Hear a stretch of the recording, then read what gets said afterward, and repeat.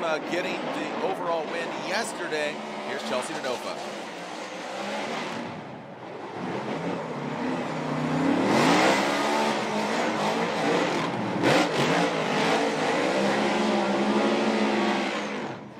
See how Chelsea Denofa handles this FD rookie. Wow. Oh, Chelsea Denofa getting into the wall, shredding some parts, but flying through the bank. Absolutely ripping. That could have been absolutely tragic for him as Masayama slides his way almost into the side of Chelsea. Wow, Chelsea really getting that car. Masayama out front initiating. And that Buy Now Japan S15 Sylvia, Chelsea Denofa hanging with him, keeping the same amount of distance. Could get a little closer here. I mean, he's definitely close, but as they go into that power alley, Masayama fills both those outside zones of the power alley, tight to that front clip, and deep in the outside zone. We have Gittin and Denofa going against each other in the final four. Chelsea quickly getting right to angle there. Nice job by Denofa. Taylor Hull kicking back a little bit here. See a quick little yank of the handbrake. Hank of the handbrake, exactly. That's what I was trying to say. Into that final outside zone by Chelsea, and Taylor Hull kicking back there. Side of that ATSB. Look at that, Taylor keeping it consistent. Chelsea definitely needs to be a little higher on that bank. Good proximity here, coming out of the power alley. Watch this thing grip up. Taylor knows he needs to throw down, bringing it all the way through the power alley. Taylor Hull's not backing down at all. Whoa, buddy, look at that. Woo! That looks precarious, but it took. Denofa has taken out the boss before. Here we go, Denofa initiating the gold nose versus the chrome nose. Oh, both of them go into the wall. Oh, Denofa. Oh, my goodness. Yeah, I think it was Denofa first. Oh. Here we go. Vaughn Gittin Jr. initiates. High on the bank is Vaughn. He's got the advantage. Oh, no, Chelsea. Whoa, buddy. Vaughn hammering down Chelsea. Getting loose as Vaughn brings it into that second outside zone through the power alley. He's got the clean air. No big deal. Continues on through the course. Wraps it around. Puts a bow on it, and there you go. Vaughn Gittin Jr. is going to go to the finals, including Chelsea Denofa's gold nose Ford Mustang. Going right into it. Chelsea Denofa slams it down. Ryan Turk right there. Ryan Turk's shimming there in the chase position. Keeps that proximity massive. Oh, we got no tire on that front left. Chelsea Denofa has no tire on that front left. That is an incomplete there. And that's a wrap. And that's a wrap, son. So Ryan Turk will get third place because he doesn't have a competition timeout. The tire.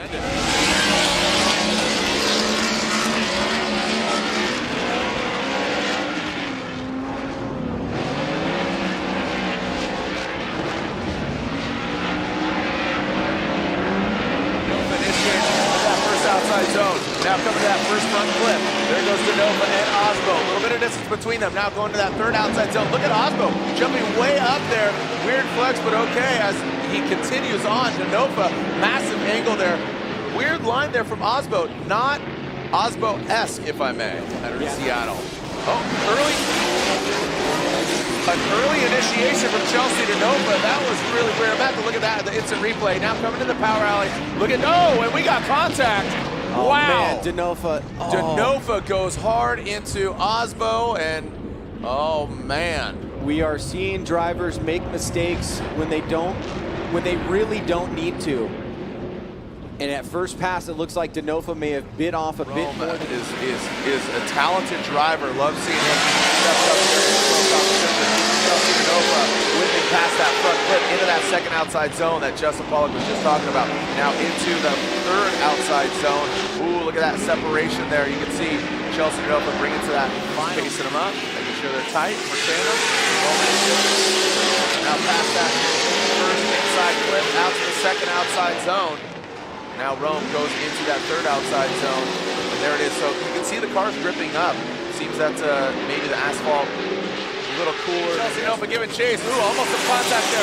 Big initiation there from Frederick Osbo. Nasty snap into that front clip. Now coming to the third outside zone and that sweeper. Look at Chelsea Nova, the gold nose right there. Shining, woo-wee! Look at that, both these guys hitting switches. Yo, getting into the dirt. That was really That unexpected, was wild. super unexpected. My first take it was, did Oswald go off first? Yeah. That was my first. He's going to be going against his RTR brother, Von Gittin Jr. Chelsea Nova initiates in that first outside zone, wrapping it around that front clip, into that second outside zone, through the power alley. How is Freddie going to fare? All right, through that last outside zone. Clean as a whistle there, Ryan. Yeah, and it's pretty clear what's going to happen. Vaughn going in. Whoa, look at Chelsea. He did it again. Oh, wow. Chelsea to Nova going for it, but then has to back off. Oh, wow, look at this. We are losing body parts. We are seeing a bunch of shrapnel just flying off of these Ford Mustangs, bringing around that final outside zone. Ryan, wow, look at that. Ripping out of the box. Von Gittin Jr. taking out that front clip, now transitioning into that big sweeper. Massive angle from Chelsea to Nova, and he spins out. So quickly, what happened? Is Denofa, I wonder if Denofa mad at himself there, or did he expect Vaughn to be going faster at initiation? I don't know. Those are two little things that just popped into my head. Was he frustrated at himself, or did he think that Vaughn would have been going faster? Third place battle. Adam LZ is going to lead Chelsea to Nova. Giving chase. Adam LZ is going to initiate that first outside zone. Chelsea to Nova. Past that front clip. To Nova now through that power alley. LZ, you can see the composure, Ryan. You really talked about quite a bit. You said this kid's got it, man. Can he get his first ever FD Pro podium finish? Round two. There it is, that big flip in that outside zone. Adam LZ keeps his composure, but he does take out that front clip. Now through the power alley into that sweeper. That three-wheel motion. LZ, look at reeling him in, getting closer. But is it enough, Ryan?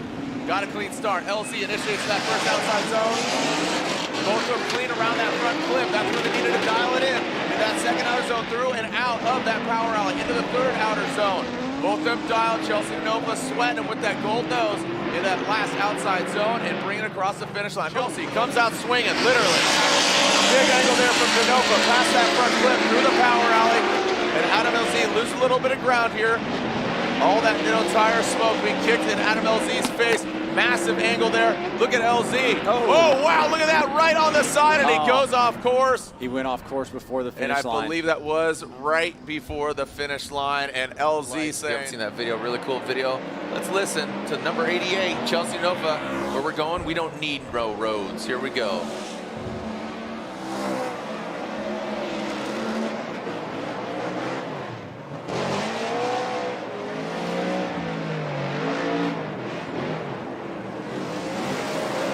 Chelsea Denofa, zero chill Denofa. Again, the bumper budget over at RTR is, I think, just first run of this battle. Denofa initiates. Big angle there from Denofa. You can see Field gaining ground. Oh, and a correction there from Field, the drift cave. Owner and curator there into that second outside zone. Denofa filling all of it. Slow and steady, not slow at all, but definitely steady. Great angle there. Good transition from both the drivers. Field, you saw him just let Denofa just eke by. He has the power back on his side. Denofa higher than Field. Look at that, the gold nose. Nosing in onto Matt Field. Giving a little bit of distance there in that second outside zone. Field, he's doing exactly what he needs to do, but if Denofa continues on the paces that he's at, Denofa goes wide around that second front clip, but is this enough, Ryan? Denofa brings it around. Man, look at Field pulling away. Definitely had the power of the babe. There you go. So grade 8 will not be. Here we go. Denofa initiating into that big bank. All red, Reader down on the bank. Denofa, massive angle. Reader struggling a bit to get higher. And now past that front clip into that second outside zone. Here goes Denofa. Massive angle from Denofa. Reader. You can see he gets to the side of him, but now how's he going to handle this? Into that final outside zone. Both of them filling all of it. Well done by Denofa. Reader, just a little bit of struggling there, especially just right. Those centerline wheels. going around. Big angle there from Denofa. Essa, middle line of that bank. And here we go into that second outside zone. Oh man, Essa shallower and not all the way out. Look at that, now he gains the proximity. Denofa giving him, taking out those cones. So that's going to be offline, but you know, just seeing where Essa was. They know to throw down, but they got to race on Sunday again. They got to run. Here we go. All right, so keeping it high. There's Vaughn getting your tapping. There goes Chelsea. He's following him up. Like I told you, their bumper budget into that outside zone. They are throwing a brick on it. Chelsea Nope was talking about hard. Oh, doctor, look at this. Chelsea making his presence felt. Yeah, all RTR, ready to rip. 9 pounds of boost. He's running for that magic number of 1,000 horsepower. He says it's the wildest car he's ever driven. So here we go. Chelsea Denofa and Farouk Kawai. All right, Denofa initiates a big gap there quickly. You can see Denofa sliding into the outside zone. Massive angle there from Chelsea Denofa. Farouk, middle of the bank. Let's see if he can catch him here on the inner bank, past that front clip. Good angle there from Chelsea Denofa. Again, the judges really pointed that out on that transition. Want to see the angle, not just the quick shimmy through that front clip. Ooh, Chelsea Denofa checking up maybe a little bit, but we talked about the accel and decel zones. That was a decel zone entering into that final outside zone. He has some reservations, just committing to it, initiating. He's driven with him before, Farouk and Chelsea, but here goes Farouk out front. Like you said, one of the wildest cars ever driven. He's low on the bank right now. He's working it up. You can see him shimming his way up top. And now past that front clip, let's see if Farouk can put something together here. Now down in that inner bank. You can see just dipping that back right toe in. Talking about that back right exit tire. Now coming into that front clip. You know, you got to think about this track. Almost has glimmers with that hook there. It almost reminds me a little bit of Seattle too, because you really got to bring. Yeah, because Osbo is out, and also consider that Forsberg is still in contention at the top 3 finish as well. Chelsea Denofa going in. Michael Essa chasing him down. Denofa with some amazing angle there. Essa does have the proximity now, but can he mimic the angle? He is ripping into that inside bank. Oh, look at that. There's the bumper budget. Goes up one more bumper into that front clip. So much smoke being kicked out of the back of that Ford Mustang. Michael Essa can barely be seen. Wow. High third place over Osbo. Oh, wow. Okay. Yeah, because Osbo is out, and also consider that Forsberg is still in contention at the top 3 finish as well. Chelsea Denofa going in. Michael Essa chasing him down. Denofa with some amazing angle there. Essa does have the proximity now, but can he mimic the angle? He is ripping into that inside bank. Oh, look at that. There's the bumper budget. Goes up one more bumper into that front clip. So much smoke being kicked out of the back of that Ford Mustang. Michael Essa can barely be seen. Wow. High risk. That was crazy. Collapsible bumpers, baby. Yep. Bumper budget going up. Here we go. The second half of this battle. Getting everything back up and clear. And we are clear to send. Thumbs up from the drivers. And Matt Sopa turning on the lights. As soon as they extinguish, it's go time. And there we go. Michael Essa will lead. Chelsea Denofa giving chase. Essa initiates. Look at Denofa. Not giving him an inch. Oh man, Michael Essa, great angle. A little lower on the bank there in that lead position. Coming now into that inner bank. I know Essa, or excuse me. Wow, look at that. Denofa bringing the heat around that front clip, and a wide swing by Essa does save it, brings it back in that final outside zone. Well, I think the one major thing that was missing there from Michael Essa was something similar to Chelsea. Performance Mustang RTR Spec 5D going against Jonathan Aaron, the ISR S14. Here we go, Chelsea Denofa initiating the tight back. Oh, look at Aaron jumping up. Are you kidding me? Look at that. Oh, Chelsea Denofa goes higher on the bank. And we saw Chelsea Denofa again grabbing third place on Friday. Whoa, Naren ducks into that smoke. He is all over the track right now. Naren takes a shallower line. He goes off course. And I got to think that he just saw Denofa just have an amazing run and will lead. coming across the nose of Denofa. Aaron initiates. Not a large degree of angle. Now he pours it on, but with him pouring more angle on it, it drops him down the bank. Now Denofa, I would say, has to take a calculated risk here going against Aaron. We saw how it transpired for Ryan Turk there. Seems like no big thing there for Naren out front. And he does swing wide, hangs it out there, and coming to that final outside zone, Naren and Denofa. Holds his fate in his hands right now, second or third. Right now, as it stands, it is a 8-point difference. Wow, okay. Chelsea Denofa will lead. Jeff Jones giving chase. Our first battle of the Type S Final Four. The purple lights are on. Denofa initiates, pulling away from Jones, not part of the equation. Denofa dragging Bumper up on the big bank. Denofa turning it to 11. We saw him in third place on Friday night. And you know what? Just the way Denofa is driving, all I can say is the way he's going to lose this is taking himself out and making a mistake. Well, as you said, turning it up to 11, that truer words have not been spoken. Lights go off, emotions go high. It's on. JTP initiates into the bank. High, look at that. Scraping the bumper once again. No timidness at all. Look at that. Shredding that like a banana. Jeff Jones comes in hot. Woo! Look at that transition from Jones.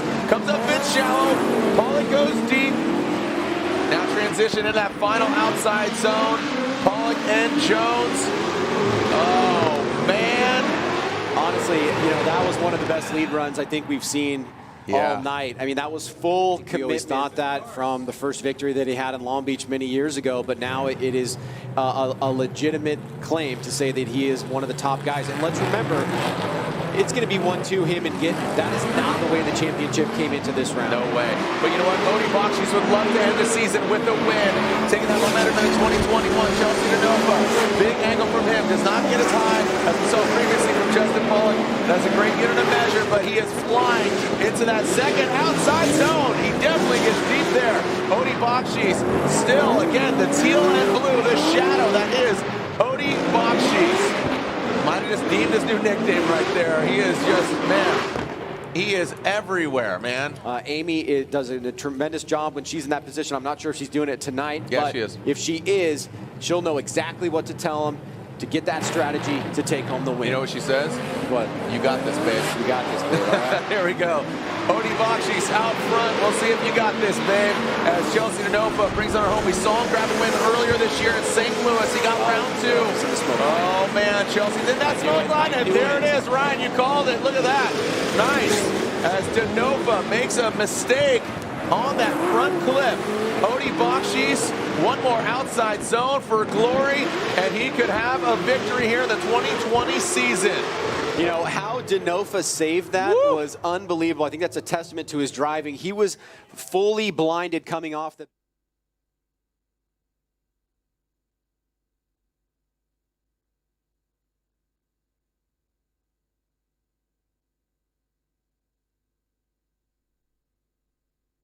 How does it come into play? How do you think it's being received? I think everybody, you know, really did a great job in preparation for St. Louis. I can't see, you know, people doing anything but either more precise preparation or different if they needed to make an adjustment coming out of St. Louis. So I think the cars are gonna hold up well. Obviously, you have challenges when you say for example, have an Odie Bakshis situation where maybe you've got some really big damage to the frame. And it's got to be pulled out, or something along those lines, or you detonate your second engine and you don't have anything to go with. Those are going to be problematic because the turnaround is so quick. But I think so far it's been a real test for people. But we've seen the guys, you know, like everything this year, adapt. And do what they need to do to get this done and try to get this 2020 championship in the history books. Because it's definitely going to be, you know, part of history. This will be hopefully something we don't ever have to do again. Right. That's right. Yep. I think that's great insight coming from the Formula Drift founder and co-host. So as we get prepared here, our 3 judges, Chris Ewell, Brian Egger, and Ryan Lantagne, criticizing, critiquing, and judging Formula Drift round top 16, round 3.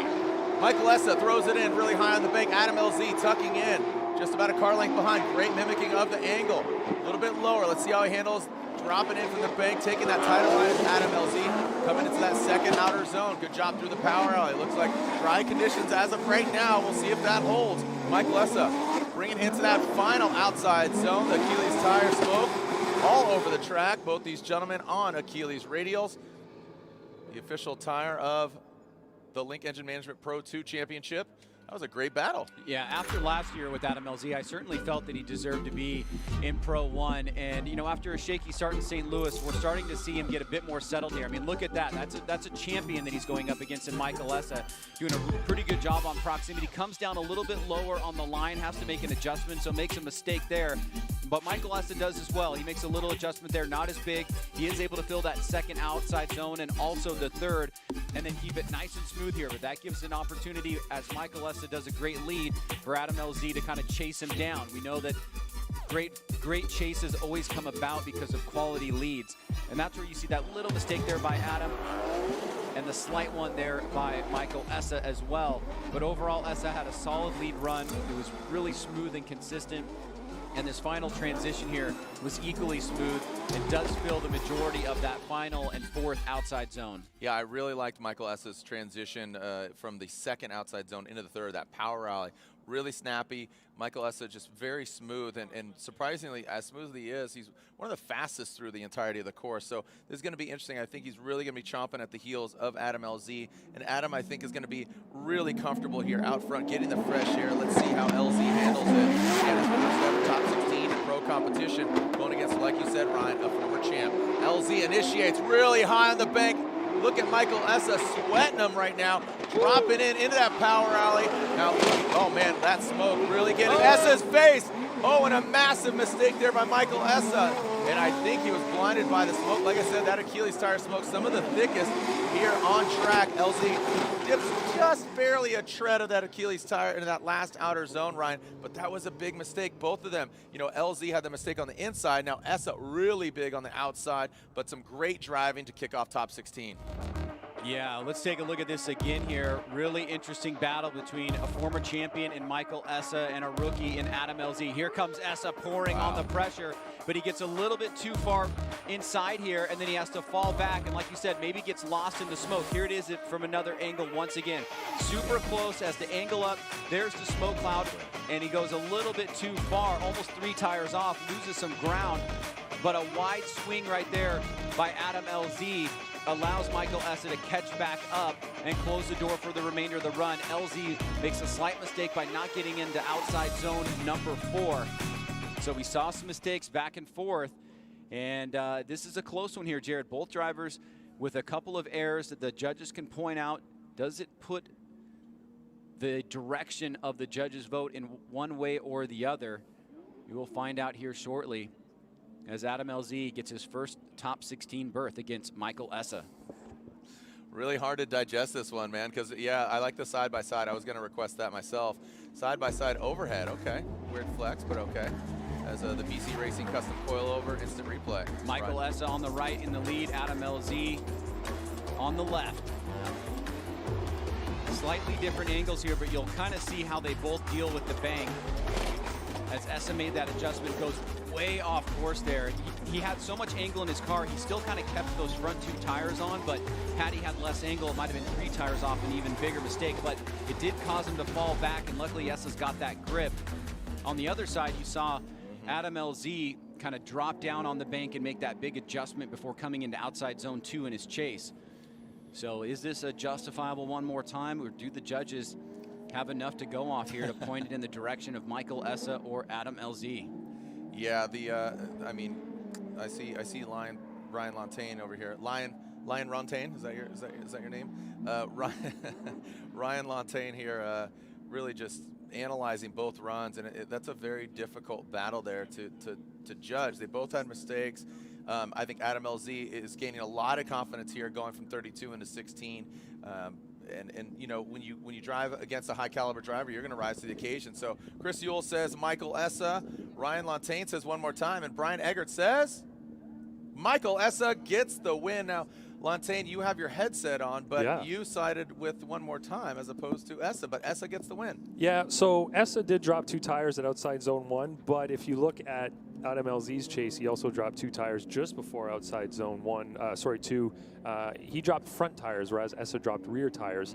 And I think what the guys are really going to put a lot of weight on is the fact that Adam LZ was low on outside zone 1, near the end of it especially, and he had a bit of a lift there that may have affected Michael Essa pretty seriously. Yeah, so I'm getting the wink in the gun from Chris. So I believe that, and a thumbs up from Brian. So that was the reason they went that way. And so that's what it is. It seemed like a really small lift, though, and even in top 32, I felt like we saw that from Ryan Turk. I mean, the smoke signal really shows you the break. Speaking of Ryan Turk, he's up next, but he is up next. That helps. Yeah, a lot of the drivers have been struggling with that grip change from outside zone 1 to outside zone 2, and you can still see there is a patch of moisture down there that we just can't get rid of today, it seems like. And I think that's what the drivers are really contending with. They're trying to figure out the best way to approach that without coming in too fast, because if you do come in too fast, you end up overshooting outside zone 2, dropping tires and potentially going off course there in a serious way that could cause an incomplete. Yep, right on. All right, thank you for the insight. Here we go, moving on to our next battle, and the video's hype, the hype building up to St. Louis. We saw Ryan say, like, man, it'd be awesome 1-2 alternate. Well, guess what?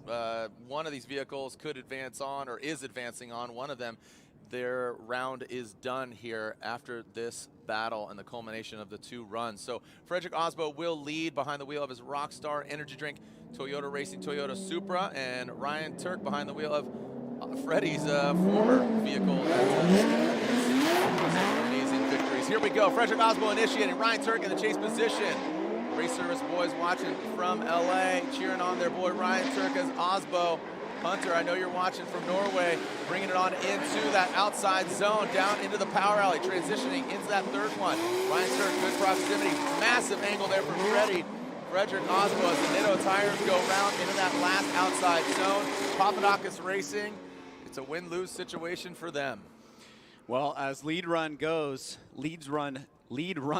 that was a very standard Frederick Osbo. Would have been a high 90s, at least mid 90s, and that gave Ryan Turk an opportunity to attack. But this is a really solid performance from Frederick Osbo. You can just see the consistency up on the bank as Turk surges forward. It's because he's comfortable with Frederick Osbo. He knows Osbo's going to go 100%.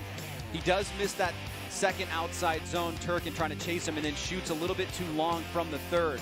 So you can see Osbo's carrying a lot of momentum. It's a great battle back and forth. But you can see that Turk had to go a little bit in the middle lane of outside zone 2. So we've saw a couple little mistakes from Turk in the chase run. It was great proximity overall, beautiful run, very close battle. But now we're going to switch things up as Frederick Osbo will chase him down. Ryan Turk goes to the lead. Can Turk get an equal or better lead run? And then we saw the 1 or 2 little mistakes that were made by Ryan Turk that could be picked up from Frederick Osbo to try and get into the Great 8. Yeah, let's see. And man, that Corolla hatchback looks so actually big and daunting compared to the Supra. But let's see how they handle the bank. So Ryan Turk will lead coming out of the chicane, initiating. Ryan Turk really high out of the gate. Wow, look at Frederick Osbo just gaining some ground. These guys absolutely ripping through. Let's see how they handle coming into the power rally. Tighter line for Ryan Turk, gets all the way out to that 2nd zone. Frederick Osbo diving up, throws it right to the side of Ryan Turk. Are you kidding me? Woo! Oh, doctor, look at this. Absolutely phenomenal chase run, but a solid lead run from Ryan Turk. Ryan Sage, how did Frederick Osbo avoid contact with Turk? I'm absolutely baffled. He's really that good. I think that's what it comes down to. And when you have a Papadakis Racing machine that is built flawlessly on both sides of the card here with Ryan Turk and Frederick Osbo, this is what you can expect to get. Beautiful lead run here by Ryan Turk, smooth sailing through the big bank, but Osbo not letting him get away, keeping that angle and the line pretty consistent. He also gets a little bit shallow on that 2nd and 3rd outside zone, but I think it was better than Turk. And then right here, he gets super close to Turk without making contact. Turk pulls a beautiful line to that final outside zone, kind of bettering Frederick a little bit there. Here it is from above as Osbo keeps the pressure on. Look at the mimicking here. This is really important as the chase driver to mimic that lead. And there, Osmo makes a slight mistake on 2 and 3. Yeah. But it may have been better than Turk overall. But right on that inside flip, he really put the pressure on. But it cost him an outside zone 4. So great back and forth. And of course, we're seeing the side-by-side call from the judges up here. I love seeing the different angles here. And yeah, Ryan Lontaine and the judges are requesting, you know, Brian Egger and Chris Yule, they're all requesting side-by-side replays. And I think getting that overhead view from the drone, you really saw, and it was sensational. I'm not taking anything away from Freddie, but I think that he compromised, and again, give and take is what I heard Lontaine say. Basically, you know, take away filling those zones, but give him some amazing proximity and some accolades here as we walk through the side-by-side here once again, Ryan. You can see Ryan Turk, you know, in the lead on the right, and then Freddie leading on the left. Lontaine, walk us through. What are you seeing? Well, what I saw from Freddie in his lead was that he left outside zone 2 pretty late and got into outside zone 3 really late. And Frederick, from the overhead view, really overshot outside zone 3, dropping a tire there and causing Ryan to do the same in the chase. And that was a big error from him there. He really missed 2 and 3 almost entirely because of that. But he did a pretty good job everywhere else. And, you know, sometimes we get a little carried away with one area of super high proximity. Osbo's proximity overall was good, but I don't know if it was way better than Ryan's overall, but he did dive in on inside clip 1, so that was kind of like an exciting area. But they both made errors in different areas on the track. They both had a good outside zone 1. Turek did leave it where it ended, but he dove down closer to the yellow line there on driver's right. So the BC Racing side-by-side, does that open up any more clarity for you? Yeah, I think so. I mean, I'm you know, I'm kind of leaning one way. Okay, don't. Yeah. Keep it quiet until the scores get put in. Shut your mouth. Shut your mouth. As Chris, hey. You know what? Hey, back off, bro. Back off. Here we go. Slide him left for Freddie, right for Ryan Turk. We got one more time from Chris, and there it is. They are going one more time. Yeah. And Egger, it's unanimous. One more time all around. It is unanimous. Wow, you guys actually agreed. Go figure. Yeah, that's worth seeing it one more time though. Yeah. It's a high-level battle, but they both still have opportunities to improve. They did make errors in the lead and the chase position. There was really no way to say that one driver won either position fully, and there's definitely no way to say that one driver won both positions overall. So got to see that one more time. Yeah. Yeah, it looked awesome. So, all right, let's quickly throw it down to Lorette Nickel, who's with Odie. Hi, Jared. Thank you so much. Odie, we just wanted to check in, see how everything is coming together for you. Yeah, it's coming together as good as I could have ever hoped. There's so many people that jumped in and helped out. Everyone at Falcon, even guys from Matt Field's team. It was just really nice to get everyone to help. And literally everyone that jumped in had tools in their hand, and there was enough stuff to do for everyone that jumped in. So really cool vibe out here for sure. And we got the car together. We had a backup plan and we used it. The supercharger, things are so bent that I really can't run the supercharger right now. So we had a backup plan, a tune that runs just more nitrous, no supercharger, and it worked. So, you know, we made a few more tweaks based off of what we learned with Dean Carney, and I think it's up to me now. So the team did a good job. Now it's all in my hands. Okay, Odie, thanks so much. Thank you. Guys. Thank you, Lorette, and good luck to you, Odie. Again, running that nitrous. Put some laughing gas on it. This should be fun. These guys definitely party here on off track, and now they're going to be partying on track. Chris Forsberg versus Matt Field. You see the stats here. Again, Nissan versus Chevy, and these guys definitely have a lot of respect for each other. I expect really some fun, exciting driving here, and Matt would love to take down Forsberg here in Seattle, as Chris Forsberg will lead in the NOS energy drink. Nissan 370Z, Matt Field behind the wheel of his Falcon tires, Drift Cave, Pedal Commander Corvette. I'm sure the Fields, his mom and dad and sis, are cheering him on right now. I think Matt. I think there's a timeout here because Matt wants to do some burpees or something like that because he's been working out a lot. I'm joking, obviously. We have another banner. Just want to make sure it is secure up there, up on the bank. So again, securing the banner. Yesterday we had one rock loose during Pro 2. So those things definitely get whipped. So there is our Formula Drift staff. So we'll take a quick commercial break. We'll be right back as we fix up the banner, and we'll continue on with the action. There we are looking at Ryan Turk as he moves on, or sorry, he does not move on. He moves on to it one more time. We'll be right. Collect them all. All right, here we go. Chris Forsberg will lead. Matt Field will give chase. Let's send it.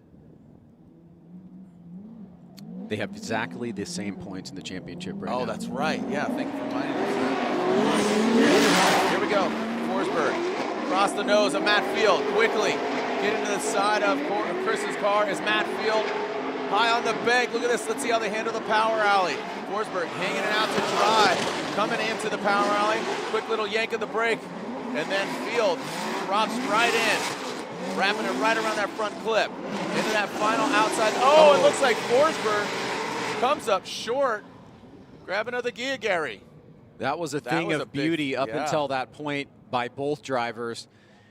Extremely well executed and so close together. Beautiful job on the Mimic here. Look at Field diving in right out of the gate, getting super close, challenging Forsberg. Chris, nice and high on the bank. Look at the front wheel above the white line. Field just a little bit lower. Now Forsberg coming down off the bank into OZ2. Hits it nice and deep. Right in that section, right after the decel zone. Matt a little bit more on the middle line. Gains proximity by doing that.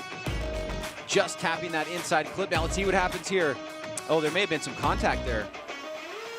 Yeah, I believe we got... On that transition, we're definitely going to want to see that. On that transition, Field was coming in super close, driving through the smoke line. Let's take a look at everything prior to that, though. Great job on the bank, just a little bit less angle from Field, and he transitions a little bit tighter, doesn't get out to outside zone 2, but keeps the pressure on. And then right here, comes through the smoke line. Looks like he taps Chris. Ooh, this is gonna be a tough one for the judges. I think Chris checked up and he stalled, so that would be Chris's fault, I believe. Well, they're looking at the vehicles now, and so because I believe that we do have contact, if any of the drivers need to have a further look, then it will go to the judges for who's at fault. Now, because the run was completed and it was only resulting contact, there's not going to be any incompletes given out, but it will help us determine what driver is allowed to hold on to their competition timeout and which one is not able to. Yeah, they are saying unanimously, the judges, that Chris Forsberg is at fault for the contact.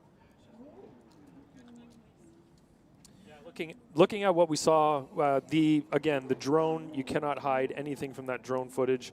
And you can see clearly that Chris, on transition from inside clip 1 to outside zone 4, you can see the car lose momentum right as he's going towards outside zone 4. And I don't know if it was a misshift, but it looked like the car ended up gripping up. So that could be an indication that there was no power going to the wheels. So whether Chris missed a shift, grabbed the handbrake there, which he shouldn't have, whatever it was, he's at fault because that's not a decel area. That is an area where drivers should be at the very minimum maintaining momentum. So watch Chris here. He comes by inside clip. Once he transitions, look how slow. And he almost parks the car. And then you can see Matt Field has absolutely nowhere to go. Chris doesn't even get near outside zone 4.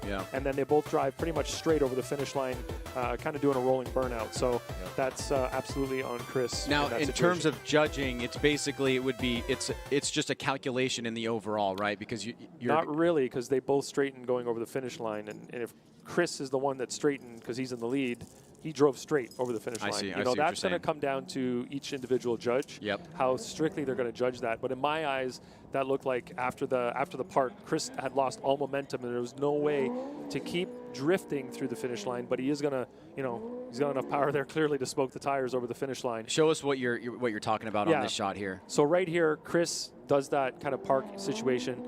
Ooh. He then gets impacted, and then look at his front wheels now as they straighten up, because there's no way he can maintain an angle. So he's pretty much burning the tires in a straight line over the finish line. So that would be an incomplete from him.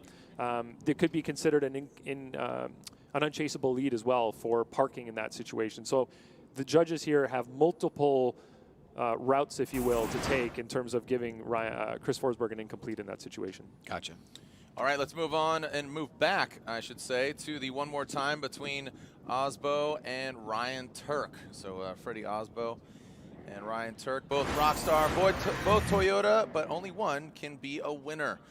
And really close on that first battle. Again, some really amazing moments, but I would say the compromise of Freddie missing the outside zones to get the proximity, we don't want that. Also, Ryan Lantain bringing up that, Turk comes off of the bank a little higher in this cell. So we definitely want to see these guys step it up, refine it like fine wine. Here we go, Frederick Osbo, really high behind the wheel of that Rockstar energy drink. Toyota GR Supra. There you go, good proximity, filling that outside zone. There goes Freddie. Now Ryan Turk does the same on that third. Really close, good chase job, but Ryan Turk does miss that front clip. Now let's see. Oh boy, Ryan Turk transitioning and really, oh man, I want to look at that again. I was looking at the screen and it didn't have the exact shot. It was getting real smoky for a second too. Sketch ball. All right, let's take a look at it again. We'll take a different look here, Ryan.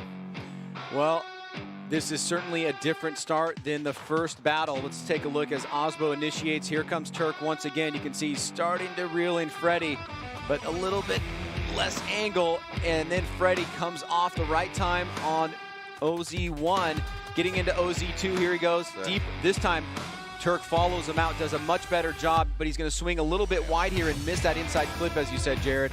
And then right here, it looks like he was coming up super fast on the back bumper of Osbo, and then pushes out a bit too wide and actually goes almost completely off course. Yeah. Not a good line. And it seemed that it was reminiscent of me, or it was reminiscent of St. Louis for me, where you saw Chelsea Nova really take that wide line and then tighten it up. And seemed like Turk took that wide line and stayed wide, didn't tighten up to the front clip, which threw him off when he transitioned over. It just beelined towards that wall, so he kept it off the wall. So definitely interesting line there. And just looking at the standings right now, Frederick Osbo, 32 points behind Ryan Turk. He's sitting in 4th place, so it just shows you how big of a battle this is. Yeah, all right, here we go. Ryan Turk, shout out. James McFarland tuning in. Let's send it. Here we go. Ryan Turk initiated. He's out front. Frederick Osbo giving that chase. All Toyota, all Rockstar. Who's going to be the highest Rockstar here? Moving on, as Ryan Turk brings it on into that second outside zone, transitioning now. Ryan Turk really needs to show up. He went off course, tightens it up to the front clip, as does Freddie. Now, like I said, Freddie did have that good proximity on the first battle, but he is filling zones. Fails to get to that final outside zone, but definitely very exciting here. Oh, wow. The left wheel was, oh, wow, I didn't even see that. Oh, wow. There we go. The judges were saying that Osbo's left rear wheel was broken the whole time. Now, we won't see it from the drone here, but this will give you an idea of just how close Osbo was attacking on the big bank. Backs off for a second as Turk clears outer zone 2 and 3, does an incredible job there. And then through the inside clip, this is where we saw Turk fall off in his run. Turk this time around hits that outside zone. Osbo's on a slightly tighter line. But obviously, we're going to be looking at the totality of these two runs and the mistake that Turk made. Did Osbo make something similar in his chase? I'm not seeing it so far, but let's see if we can see the left rear of what the judges were pointing out. Oh, yeah. Yeah. Oh, yeah. Look at that thing rocking around. Oh, wow. Yeah, Holy look at cow. that. That is crazy. How he held that together is unbelievable. That's why you guys are judges. You picked that up. We're just like, wow, look at the smoke. No, I'm kidding. So, yeah. I can't see with the black wheels. You can't really see it, but there's that one little shot there where you could actually see it kind of bending outwards. Yeah. And it was certainly ratcheting around. The fact that he made it through that run was pretty incredible, yeah. if that's truly what happened. Yeah, he had. You could see it cambered out. You could see the attitude of the vehicle, especially going to that final outer zone. The attitude of the car is rocking and rolling. So here we go. Do we have a winner? Slide him left for Osbo, right for Ryan Turk. And it looks like Freddie Osbo, the Norwegian Hammer, gets the victory unanimously, and we'll move on to the Great 8. A great effort. Round of applause for Ryan Turk. you know, getting second and third last weekend. Frederick Osbo, or not last weekend, but last round of 1 and 2. And then Frederick Osbo getting the victory at round 1, the inaugural round for the 2020 season.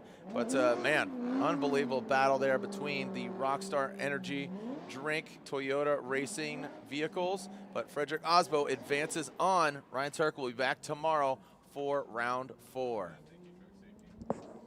So the consequential battles continue to stack up here, and here's the second half of the Matt Field and Chris Forsberg battle. Obviously, we heard from Ryan Lantain. We also were confirming, or did confirm, that the other 2 judges gave fault to Chris on that final approach to outside zone number 4. So the second half of this battle here certainly going to play a big role in who moves on into the Great 8, but it does look like it's leaning in the favor of Matt Field, at least at the present moment. Celebrating 17 years of Formula Drift this year. I was just thinking, man, 20 years and 3, that's crazy. 3 years, 2023. Just thinking about all the memories and all the tires burnt here at Evergreen Speedway. Let's alternate the order. Matt Field will lead.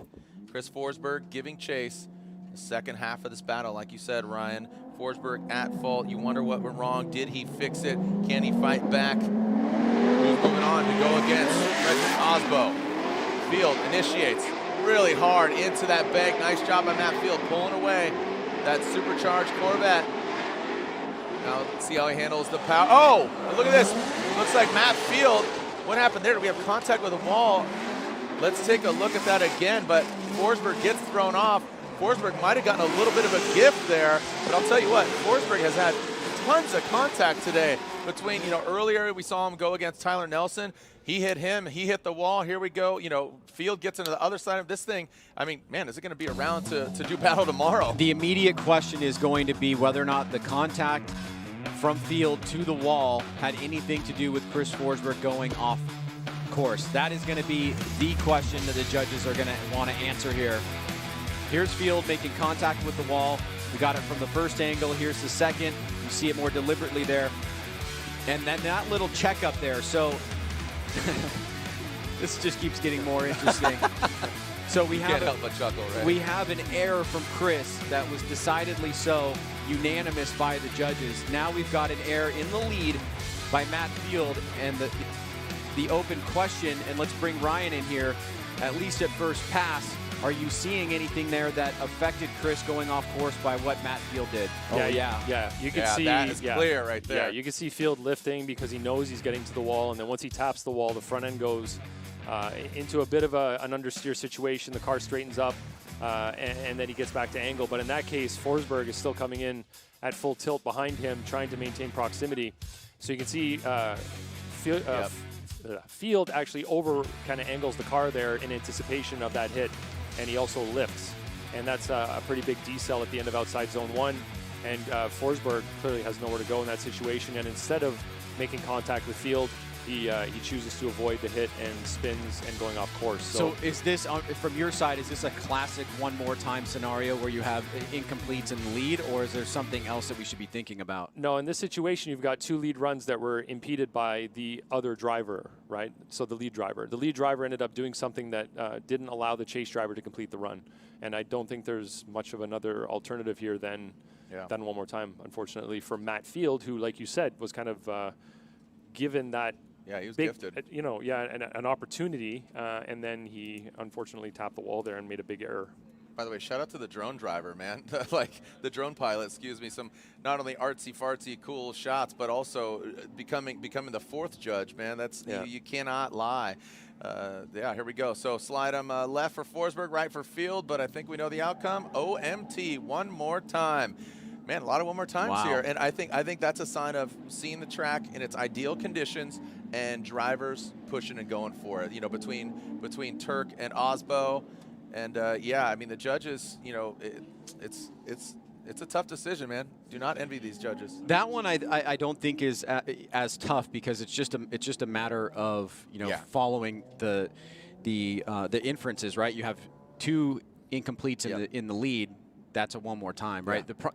The problem is that, Field kind of gave it to him. Yeah. All right, so as we wrap up that battle, or not wrap it up, but clarify one more time, Lorette Nickel is with the former champ and winner of round 1, Freddie Osbo. Jared, thank you so much. So your team just told you that you pulled a thread. The judges noticed that your back left wheel was wobbling. What was going on? Yeah, good question. First and foremost, badass battles with Ryan. Mad respect for the guy. And this is obviously some cannibalism going on in Papadakis Racing right now. Us going against each other, Ryan and Jonathan earlier, and 2 super clean battles. We ended up taking the win, but not before we did the one more time battle. And I felt coming into the second corner in the first run that something was off in the right rear. Didn't tell the guys, but did the second run, came into the corner again, and I was like, holy crap. The whole right rear assembly was loose. And I think what it is that at the end of the track here, there's a little bit of a jump. And back in 2011, I loved to jump that place. We actually have some photos of the car with all 4 in the air. And I've been jumping again today, and I probably broke something back there. The boys are on it. We'll get it ready and ready for top 8. Okay, Freddie. Thank you. Guys. All right, thank you, Lorette. Yeah, stay off the jump, bro. They're not rally cars, so yeah, I'm sure Stefan's like, stay off the jump. All right, here we go. Moving on to our next battle. Daijiro Yoshihara, former champ, going against Chelsea Denofa as ready to rowdy. You can see the gold nose there on the left. He'll be chasing down, and that will be in the rear view mirror of Daijiro Yoshihara. 2 very different driving styles. Daijiro Yoshihara, very soft-spoken, very smooth driver, a lot of horsepower, but very smooth. Chelsea Denofa, just violent, just turns it up, gets in, comes in hard. You can see just 2 very different styles, different vehicles. Here we go. Dai Yoshihara into the bank, transitions in. Chelsea Denofa in the chase position. Whoa, look at that, reeling him in. And Dai Yoshihara with massive angle. See how they come into the power alley in that second outside zone. Both of them filling it up. Chelsea Denofa lunging towards the BRZ. You can see that gold nose just blending in with the gold wheels of Dai Yoshihara. And there it is. Wow. Denofa making a very strong case for his chase run there. But obviously that can't be done without a really good lead run. And Dai got a great jump there, was nice and high on the bank. And as we take a look at it, he's known for his silky smooth style. He gives a nice entry point here to Denofa, who takes advantage of it. But you can see Dai is right on that white line, that upper white line. So he's pretty much almost at the highest point of the bank.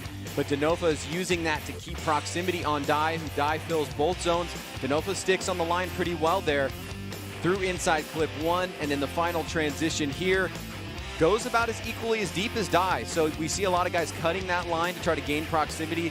Denofa opts to stay on the correct line with the lead driver.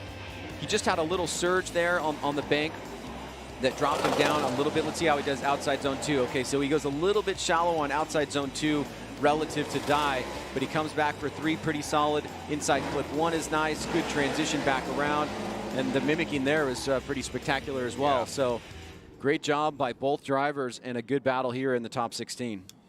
All right, now Chelsea Denofa getting the clean air through the gold nostrils of that signature RTR grill. And Dai Yoshihara would love to apply the pressure here, knocking out Chelsea Denofa, the winner, advancing on into the Great 8. Here we go. Clean start. No strikes. Rolling cold there, Chelsea Denofa. And Dai Yoshihara, look at that. You can see great proximity. Man, Chelsea is flying through the bank. Massive contact there. Wow. Actually, not as bad as I thought on first glance. That looked pretty bad, but Dai Yoshihara stays into it. That could have gone really south really quick as Chelsea powers on through. I think it was directly wheel to wheel. Yeah, you saw Dai Yoshihara. It looked like his bumper just bounced up and then bounced back. Let's take a look at it again. Definitely want to get the drone shot here with the BC Racing instant replay. Well, here we go. As Dai approaches, he is reeling in Denofa here, getting super close, and then right there. Wow, yeah, wheel to wheel. Ooh. And Denofa, it's the second time he's been hit today. This angle right here is going to really give us a lot more fine-grained detail. Yeah, he just rolls right on the tire. So kind of avoiding maybe some big structural damage, and it's amazing that Dai was able to get back in it. So obviously we know what has to happen here. The judges are going to sit down and determine fault. Was Denofa. Oh, there might have been a little lift there from Denofa. Oh, yeah. Yeah, we'll get a drone shot here momentarily. You know, we are telling these chase drivers, be as close as you possibly can, and a lot more attention is being put on the lead drivers in terms of their responsibilities and what they're supposed to be doing. So the judges are asking for the drone replay, of course. They want to see if there was any kind of lift or any slowdown.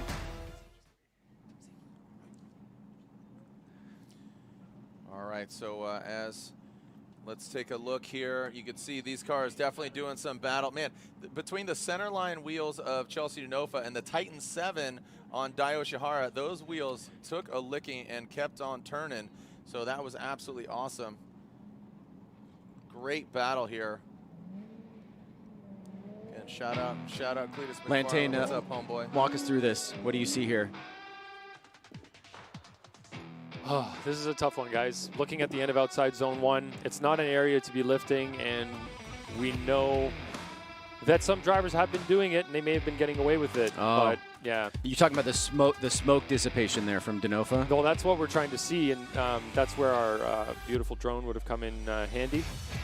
But that was a pretty big hit, and it didn't look like Dai was diving in. It didn't look like Dai was in any way accelerating aggressively. He was maintaining pace, and he was keeping up with Chelsea at that point. So the only logical explanation for that is that Chelsea did have a slowdown in that area because of the fact that Dai was doing what he was supposed to in the chase. You can see here that the line that Dai is following is very similar to what Chelsea's doing. He's not. You can actually see he's right on the same line, actually. Yeah. Call attention to what you're looking at specifically on Denofa's car. So what we're going to look at is the rear wheels. You saw a little bit of a lockup, but unfortunately the back wheel just went out of frame right there. But initially you could see Chelsea's back wheel lock up a little bit, so that indicates maybe a handbrake pull. I don't think it would be a foot brake. That wouldn't be able to lock up like that. So that's probably what we're going to have to look at with different views that we can get with the replay cameras that we have in place.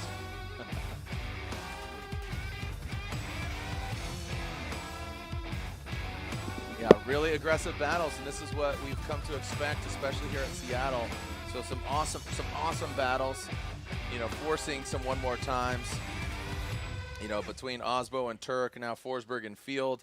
And now we are waiting for the verdict between Dai and Denofa. And the judges really deliberating on this one, Ryan. Yeah, it's going to come down. Are you leaning either way?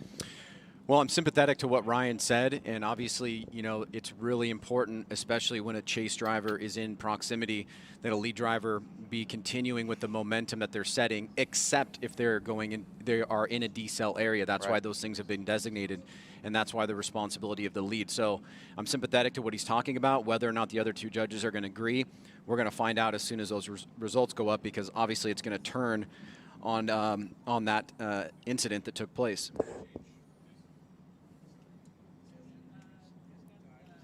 So we are waiting for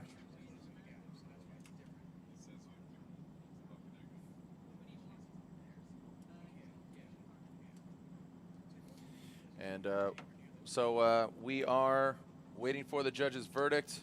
Drivers patiently waiting, again, just analyzing that. And this bank has really come into play, especially with drier conditions. With like the wet, everybody's kind of tiptoeing, but looks like we have a result. Slide them left for Dai Yoshihara and Chelsea Denofa. And there you go. Dai Yoshihara gets the win.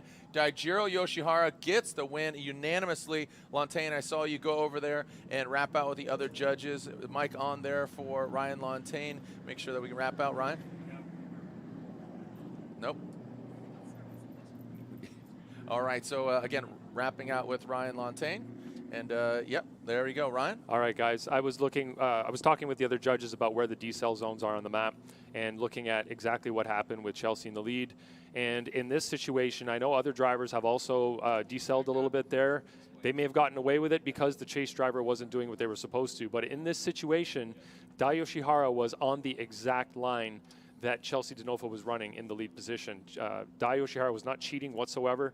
He was mimicking his line, his angle, his speed. Everything was perfect on Dai's side, and he got totally slowed down on in the chase position by Chelsea. So in that position, Dai had absolutely zero place to go. in other situations, and I know people are going to say this, but in other situations, the chase drivers were not on the ideal line. They were lower, and there was a situation there that did not match what just happened here. But of course, they both did an awesome job. Dai had a killer lead run. He was on his marks everywhere. His chase was lining up to be phenomenal as well. I don't think I've seen a chase driver follow on the exact same line like that all the way around outside zone 1 without cheating the line or angle. So that was phenomenal from Dai, and that's what we're looking for in the chase position. Just unfortunate that Chelsea did a slow down up there and not down a little bit lower where the decel zone is on the map. Yeah, and I appreciate you elaborating into great length, and I think that'll let everybody, the fans and even the spotters and everybody else, really understand what the judges are looking for. And again, Ryan Lontaine speaking on behalf of Chris and Brian. So here we go, moving on to our next battle. We'll go back to it one more time in a moment, but right now it's all about Masuyama versus Pollock here in the Royal Purple Top 16. Wataru Masuyama from Japan behind the wheel of his S15. Justin Pollock getting here as he went one more time against Rome Charpentier. A great battle there. And here comes JTP. See how they handle it. JTP quickly separating himself from Masuyama. And Masuyama not even on the same playing field right now. Can't catch up as Masuyama driving his own line. JTP feeling all of the outside zones. Well executed, big angle there. And there's the signature Pollock flick. And they cross the finish line, Ryan. Yeah, Masuyama not much of a factor there in the chase. Justin Pollock got a really good jump out of the gate and really didn't look back. So Masuyama's got his work cut out for him here. He's going to have to come back with a strong lead. But we've noticed that Justin has been really strong in his chase run. So you have to imagine he's not going to let Masuyama get away. But here's that big gap. And we're talking about 6, 7, maybe 9, almost 10 car lengths by the time we get to 3/4 of the bank. And then he still is going deep into second and third outside zone. So he's not running away. He's doing the right thing that the judges are looking for. I think the simple fact is here is that Masuyama just did not get the appropriate jump out of the gate and didn't have the grip to catch up to Justin Pollock. Now let's alternate the order here. Masuyama and Pollock. Wataru Masuyama will lead FD rookie. And Pollock will be chasing him down. I think Pollock has a major advantage here, but going against Masuyama for the first time, this could be interesting. And looks like we are clear to send.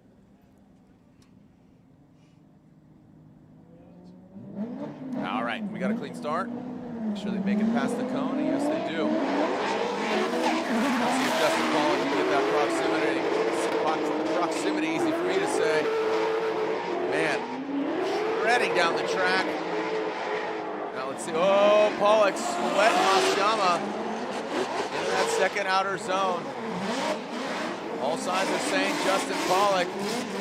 One more outside zone for Justin Pollock, and a great execution there by Masuyama, but I think the first portion of that battle, Ryan, is going to be the key indicator. Yeah, the first half, you mean? Yeah. Yeah, that gap is really hard to overcome because if you're not a factor in the chase, it's really hard to put that into the calculus of winning in a round, especially against a driver like Justin Pollock, who's going to do this to you here and not let you get away, even though he knows that he's got a big advantage from his lead run. Masuyama, great heart, putting it all together here, but unfortunately just too little too late because of that first run. Let's take a look at it overhead. Pollock kind of pacing out with him here. Masuyama gets a nice early initiation. Beautiful job there. Super high on the bank. You can see his right front wheel right on that top white line. And as a lead driver is really giving Justin a great opportunity to attack. And this is what you wanted to see from Masuyama in his chase run to give us a more competitive battle, but unfortunately just was not there. And while the lead run was solid, you got to have that chase run to back it up. All right, we got the overhead view. The drone is back, and I believe this is going to be All right, slide him left for Masuyama or right for JTP. It looks like Justin Pollock gets the victory. JTP gets the win. Again, the first half of that battle.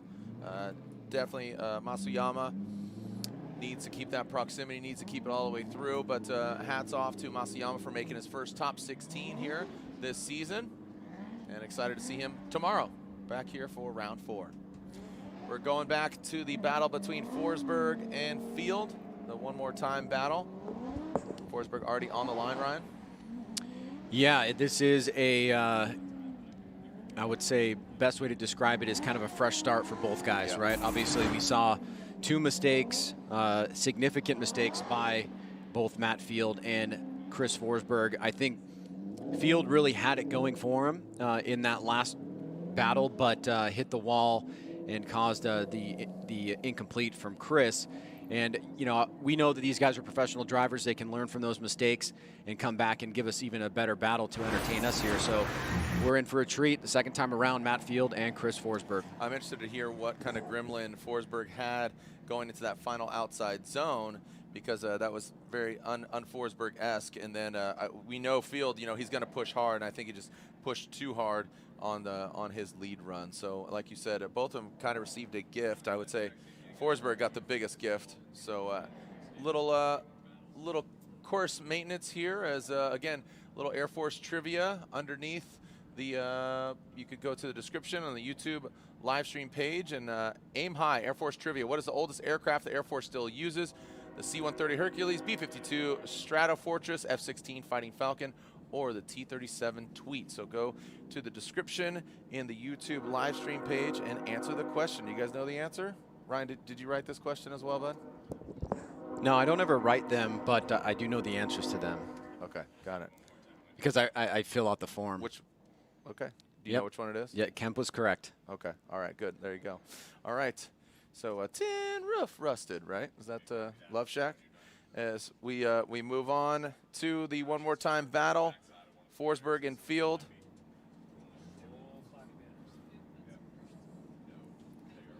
And man, Ryan, these poor guys, we're doing some track maintenance right now, but last time these guys got iced as well, so we had to back them up. So I'm sure they're getting iced once again. We have again issues with these banners just here with the moisture. The banners are attached by wood and those fasteners, and the banners just get absolutely rocked when the drivers are going past them. So it looks like we are clear to send. So, you know, with these drivers, you know, going through their minds, all those banners right there are attached to wood, and then the wood rots out. So here we go. We are clear to send. Let's send it, fellas. Forsberg out front, Field in the chase position. The one more time battle.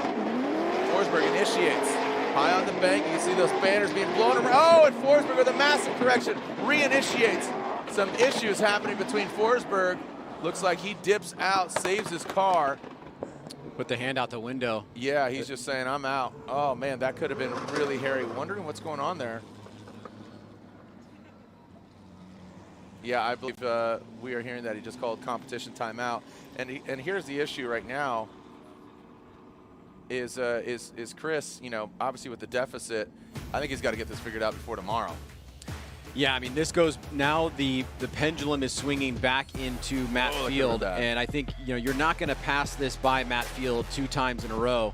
But obviously, yeah, there it is, the 5 out to race control, which is right next to us. So you can see from initiation, the cars just not look settled. Looks like he's fighting it, and then he just kind of gives it up. And Matt Field can shut it down there. He kind of knows what he needs to do there. He saw Chris go off the course, calling the competition timeout. And so Chris Forsberg will be sitting with an incomplete from his lead run. And Matt Field will now have a pretty sizable opportunity and advantage here as he goes to the lead on the second half of the battle, assuming that Chris does get back to the line.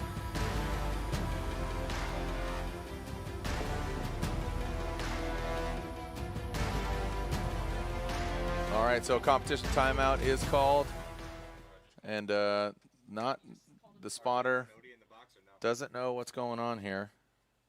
Nope, leave him out. You want to go to commercial? Yeah. All right. Well, we move out with competition. We'll take a short break here. Again, we'll be right back with top 16 again, and you can see he is still suited and booted. What is going on with Forsberg and his vehicle as can see it's definitely taken a beating. Not a straight panel on it from the right side. We got the field damage, the front left, back right, Tyler Nelson. So Lorette, what can you tell us about what's going on? Guys, well, I heard Chris and Jimmy talking, and I heard something about a misfire, possible misfire. They're not totally sure. The 5-minute clock is running. We're at 3:12 right now. They're checking. Chris still outside of his car talking with Jimmy. Sorry, I'm trying to see what they have their hands on right now. So there isn't a lot of scrambling around the car. There's a lot of calm movements, but Jimmy and Chris both talking about what the possible problem could be. We're at 2 minutes and 49 seconds. And again, Chris Forsberg just checking everything out. And let me see. Let me grab Kevin Wells and see if Kevin has any information, because since the guys are moving around the car, I don't want to get in the way. Hey, Kevin, do you know what the problem is? Basically, when it was on the bank, it just lost power and basically went flat. That's what was making a whole bunch of noise. So they're just trying to diagnose and see what it is. But right now, they don't really know what's happening. So just looking for problems. Okay, thank you so much. Now, I'm not sure if they're able to solve it right now with almost 2 minutes, 2:05 left. The hood is starting to go back on. Chris getting back in the car, so they don't seem to have found the problem, but, you know, Chris is a fighter, and he's going back to war. Guys? Yeah, we're up here rapping out about it, and you've seen a lot of, you know, the universal, like, I don't know, that dude, that emoji that has the kind of hands up in the air. That's what I'm seeing. And you know, we're asking each other up here, Lorette, if do you risk it? Do you go out there and, you know, potentially throw it into the wall? Yeah. Or do you remedy it and come back stronger, forfeit, and come back stronger tomorrow? I mean, maybe, you know, you can go out into the burnout box and, you know, give it a whip around and then make a judgment in the moment whether you go through with it or not. But, yeah, that's certainly part of the, I guess, decision that needs to be made, because we still have a hold around tomorrow, as you said. Yeah. All right, looks like. So, yeah, it looks like they obviously will make the NGK competition timeout, 5-minute allotment. But the problem is, again, does he risk it? Here we go. Set up the next heat here. Vaughn Gittin Jr. versus Odie Bakshi. Speaking of unfortunate turn of events, Odie Bakshi's talking about taking the supercharger off, being NA, throwing some more nitrous at it, and you could obviously see, I don't see a belt on there, so I believe, yeah, he's going NA with a lot of spray. Well, I mean, it gives you an idea of the sophistication of the team to be able to make that kind of adjustment, right? To go from, he said, setup A to setup B. And who knows how it's going to perform, but obviously it's different than they intended. Here we go. Vaughn Gittin Jr. will lead. That Monster Energy Nitto Tire Ford Performance Mustang RTR ready to rock. Odie Bakshi is our current points leader. Can he hold on to that lead? Initiated into the bank goes Vaughn Gittin Jr. No goggles necessary. It's not wet. You can see smoke is being created. Now coming down into the power alley. Odie Bakshi seems to be hanging on. Yeah, a lot of handbrake pulls, as I'm hearing Ryan Lontaine elaborate on this, as Vaughn Gittin Jr. comes into that last outside zone. And, hey, not too shabby for Odie Bakshi, who's definitely taking a couple hits. Not too shabby, but I think, honestly, he's probably at 85%. Yeah, right. Right? I mean, he would have been door-to-door on the big bank there and reeling in Vaughn just from what we've seen in the past. But Vaughn is putting down an incredible lead run. You can see Odie is on a shallower line, shallower angle. He has to kind of do that in order to stay in some relative distance to Vaughn Gittin Jr. But Vaughn is really doing almost everything you could possibly want from the lead driver out front to give Odie an opportunity to chase. He's throttling through outside zone 2 and 3, decelling in the right area, back on throttle through this inside clip. Odie is keeping pretty good proximity here, but you can tell he's fighting for this. He really wants to get close. But obviously the car is not 100% clearly, both aesthetically and from what he reported to us during the break. So I think Vaughn's got an advantage here, but, you know, Odie could pull this one off if he's able to put down a good lead and force some airs on Vaughn Gittin Jr. in the chase. Yeah, I'm really interested to see how Odie goes out front and how he gets down. And you're right, Ryan, just going, judging Odie versus Odie in previous, St. Louis and even into last year, the Odie's chase runs have just become some of the best. I mean, I would say him and Osbo, percentage-wise, just seem to have just the closest proximity and consistency in the chase position. I mean, not taking away anything from other drivers, but, between Osbo and Odie, they always seem to just rise to the occasions. But right now, here we go, Odie out front, Vaughn Gittin Jr. This might be a good opportunity for Vaughn to seize the moment and attack, as there we go. Look at that, and that's exactly what I would assume he was going to do. Careful. Woo! Vaughn Gittin Jr. dancing with the devil being Odie, as we bring it into the power alley, exiting out, and Odie Bakshi's keeping it consistent, filling those outside zones, but Vaughn Gittin Jr. right there, shoving that chrome nose right next to Odie Bakshi's. Unbelievable. Well, that's pretty typical Vaughn Gittin Jr., classic Vaughn Gittin Jr. that we've known from many, many years of drifting, putting the pressure on as the chase driver against right now the series leader. This is a huge battle for championship implications. And with his teammate Chelsea Denofa going out, Vaughn trying to make up some ground in the championship himself. He's currently sitting right now at 13th place. This is a huge opportunity for him to capture some much needed points in round 3. And he may have been doing just that right here, especially towards the end, really putting the pressure on. So the bank was a great job in mimicking the line and angle and keeping that pressure on.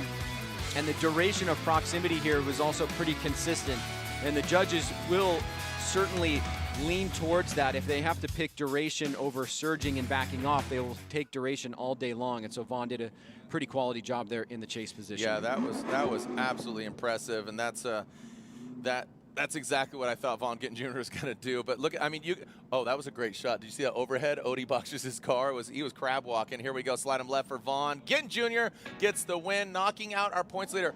Ryan, points being shaken up here quite a bit because, I mean, look, Ryan Turk went out. Odie Bakshi's went out.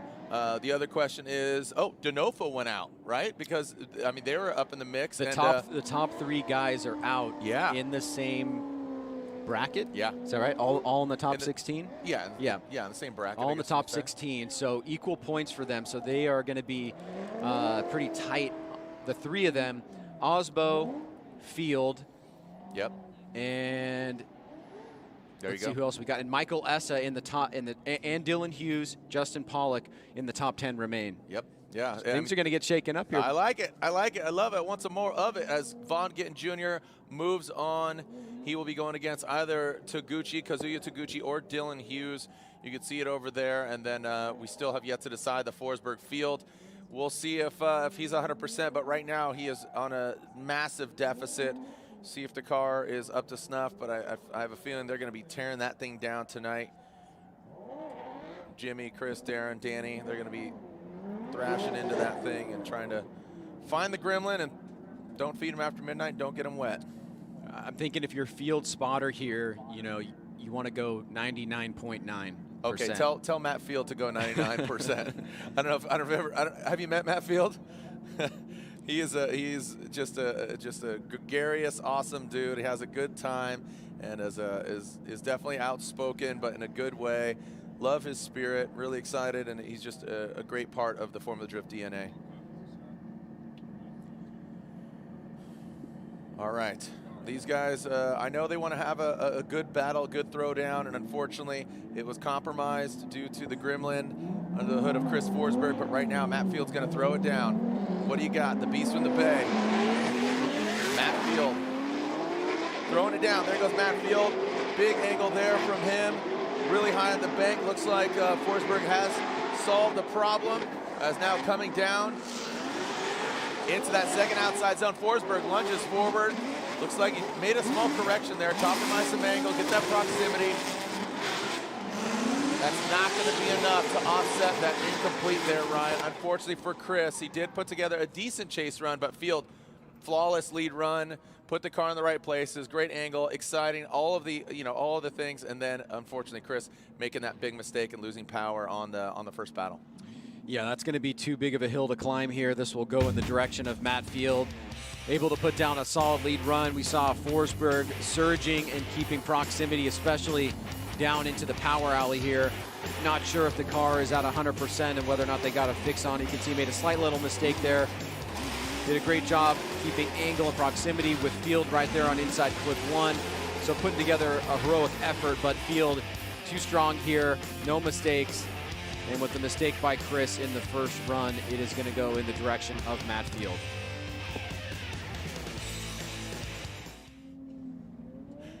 And here we go, Forsberg and Field slide him left for Forsberg or right for Matt Field. Feeling the wave, the heat wave as he moves on, surfing his way into the Great 8. Matt Field will be going against Freddie. Freddie, Five Nights at Freddy's, as Frederick Osbo versus Field.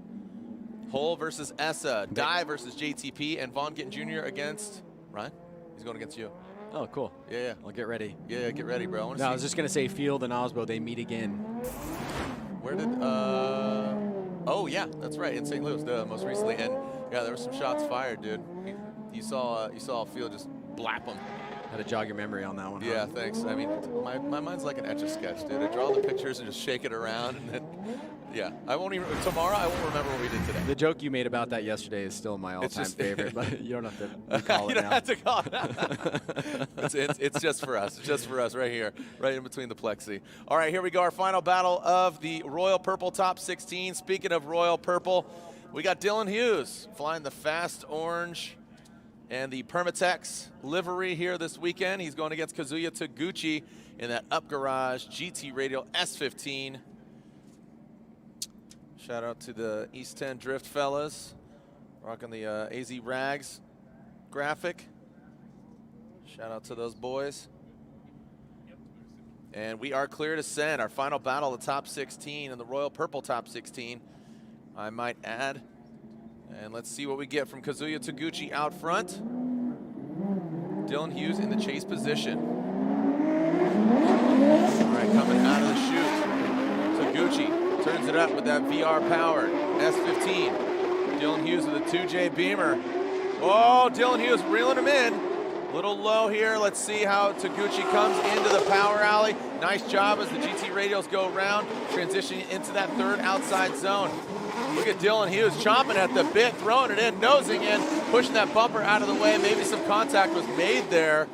Let's take a look at that again. Hopefully we got that drone shot. Don't see the drone in the sky, but hopefully we did. There was definitely some contact, yeah. No question, on inside clip 1. Good battle there. Good back and forth between these guys.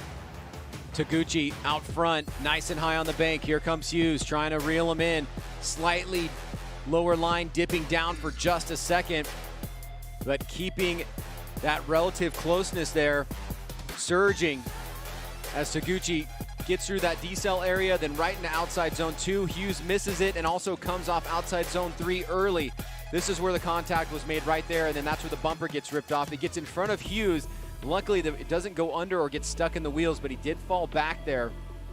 So it was an aggressive tactic by Hughes that led to a little bit of a mistake that he's going to want to correct. I do see him from the drone moving back away from the hot pit, so I have to imagine this is going to be an automatic competition timeout.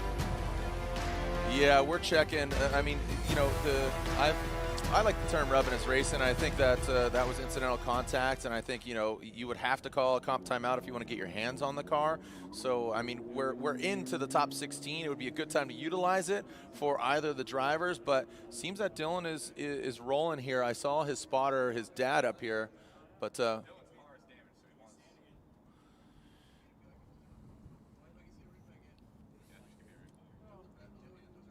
yeah, he's kind of deciding for us. He's obviously going back to his pit because he wants to get hands on car, so they will assign him a competition timeout. If this was due to contact, then I guess the judges would have to determine fault. But let's go talk to Lorette real quick with Matt Field. All right, well, Matt Field is having a snack in between all of his battles. And Matt, a lot of stuff just happened between you and Chris Forsberg. Now your team working on the car. Is something broken? No, we're just going over everything. And because I put it in the wall on the first battle a little bit, the trunk wouldn't open. We have to change the nitrous bottle, which is back there. So just a little hectic. But honestly, this is normal stuff. It takes a lot to make a drift car go around the track. So after you've done 2 battles right in a row, I need a little bit for me and a little bit for the car, and then we'll be ready for the next battle. Yeah, exactly, which is going to be Frederick Osbo. So this course out here, is it changing with the weather? Like, this weather is just so weird, right? Yeah, it's definitely changing, and the reason why I put it in the wall is it was a little bit more slick than I thought it was going to be. When I followed Chris, I was like, oh, the track's back to normal, but it's not. So got some figuring. Okay, Matt, thanks. Thanks, guys. Guys. Ryan, that's a first. We got a driver eating while he's being interviewed, and like that. And I don't know if his mom or dad will be like, "What are you doing, man?" Or they're gonna be like, "Right on, bro. Do it your way," like Frank Sinatra, right? You gotta love him, man. Matt Field is amazing. he's like I said, just chilling. He got those American racing wheels wrapped with those Falcon tires, and grabbing snack attack here. And did we get any clarity here as far as rubbing his racing comp timeouts? What was being called here exactly? Okay, yeah, I believe the judges want to see a second and third look here. Yep, just getting them to buffer. As we are, we can see Kazuya Taguchi already looks like he's ready to go, man. I lost the back bumper, but that's about it. And we're already seeing Hull and Essa. And Lontaine got you here on the mic. Let's walk us through it. So looking at what happened here, I'm going to wait till we get to the right part of the video first. Obviously good run right there. You see Kazuya throw some more angle at it. Almost some contact there. Look at that three-wheel motion. Taguchi pulling that front right off. So right here is where I want to get your attention. You can see that Dylan completely misses outside zone 3 while Taguchi is there. And you can see Dylan's actually ahead of Taguchi right here. And he's on a really tight line, and he makes contact right there and then right there again. So it's really Dylan that I think is in the wrong place. He's not running the right line. And, of course, if he's on a tighter line like that, he's going to be faster than Taguchi, and he's going to end up getting in his way. And that's, I believe, what happened. And I think the other judges agreed. And just to be clear, this is for the assignment of a competition timeout, the usage of it. That's all that really matters. Everything else you guys are going to be judging. Exactly, yeah. There was nothing that constituted an incomplete or anything like that. But you can see that Dylan was definitely in the wrong place. And he loses proximity here as well. And then it ends up on kind of the wrong line as well. But that's all a result of missing a zone and being faster than the lead car by not following their line, basically. If I'm Kazuya Taguchi, I put my hands on my car because you're not at fault. He doesn't need to utilize a competition timeout. Yeah, really, all he had was a rear corner of his bumper that was touched. Maybe the wheel. The front left corner. Like maybe yeah. I mean, it was tire on tire. Yeah. You know. It's up to him if he wants to do it. Well, maybe he did and you just didn't see. He's a magician, dude. Okay. All right, Ryan, why you flexing on me, bro? There you go. See, look. Maybe he didn't, and you didn't see, Ryan. Everything's fine, bro. Why you mad dogging me?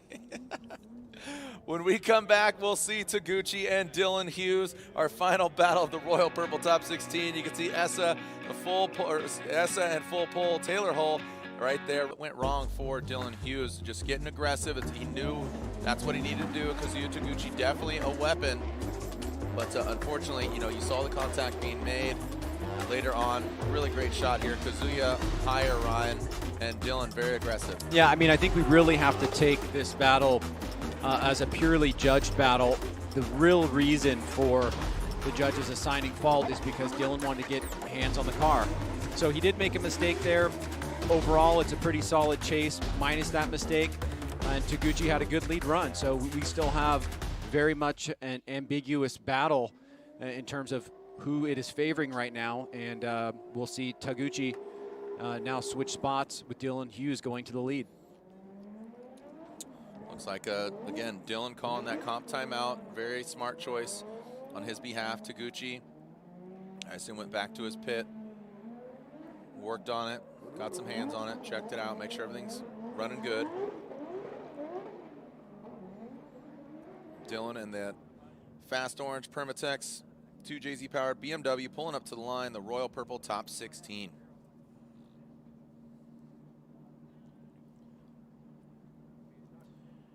And getting the cameras affixed, and we are clear to send.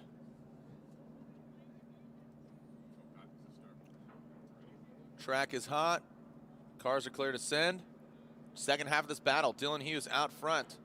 Local boy from the Pacific Northwest as well. Him, Travis Reeder, Chase Schmidt, who got on the box. Can Dylan, here we go. Dylan Hughes out of the gate. Already throws it in. Nice aggressive flick. Huge. No, but dips down. Kazuya Taguchi getting lost in the smoke as Dylan worked his way from mid to high, and Taguchi dropping down. He started out high, now gets low. Through the power alley into that third outer zone, into the one and only front clip to rule them all. Now to that final outside zone. Ryan, that bank was really interesting, right? I mean, Dylan, the way he threw it in, he was mid and then worked his way. Kazuya did the opposite. Yeah, I think that big flick phased Kazuya Taguchi, but not in a good way for Dylan, at least looking at it the first time. It was a massive flick. Rate to angle was insane, but he pulls out of it, and Taguchi is closing there.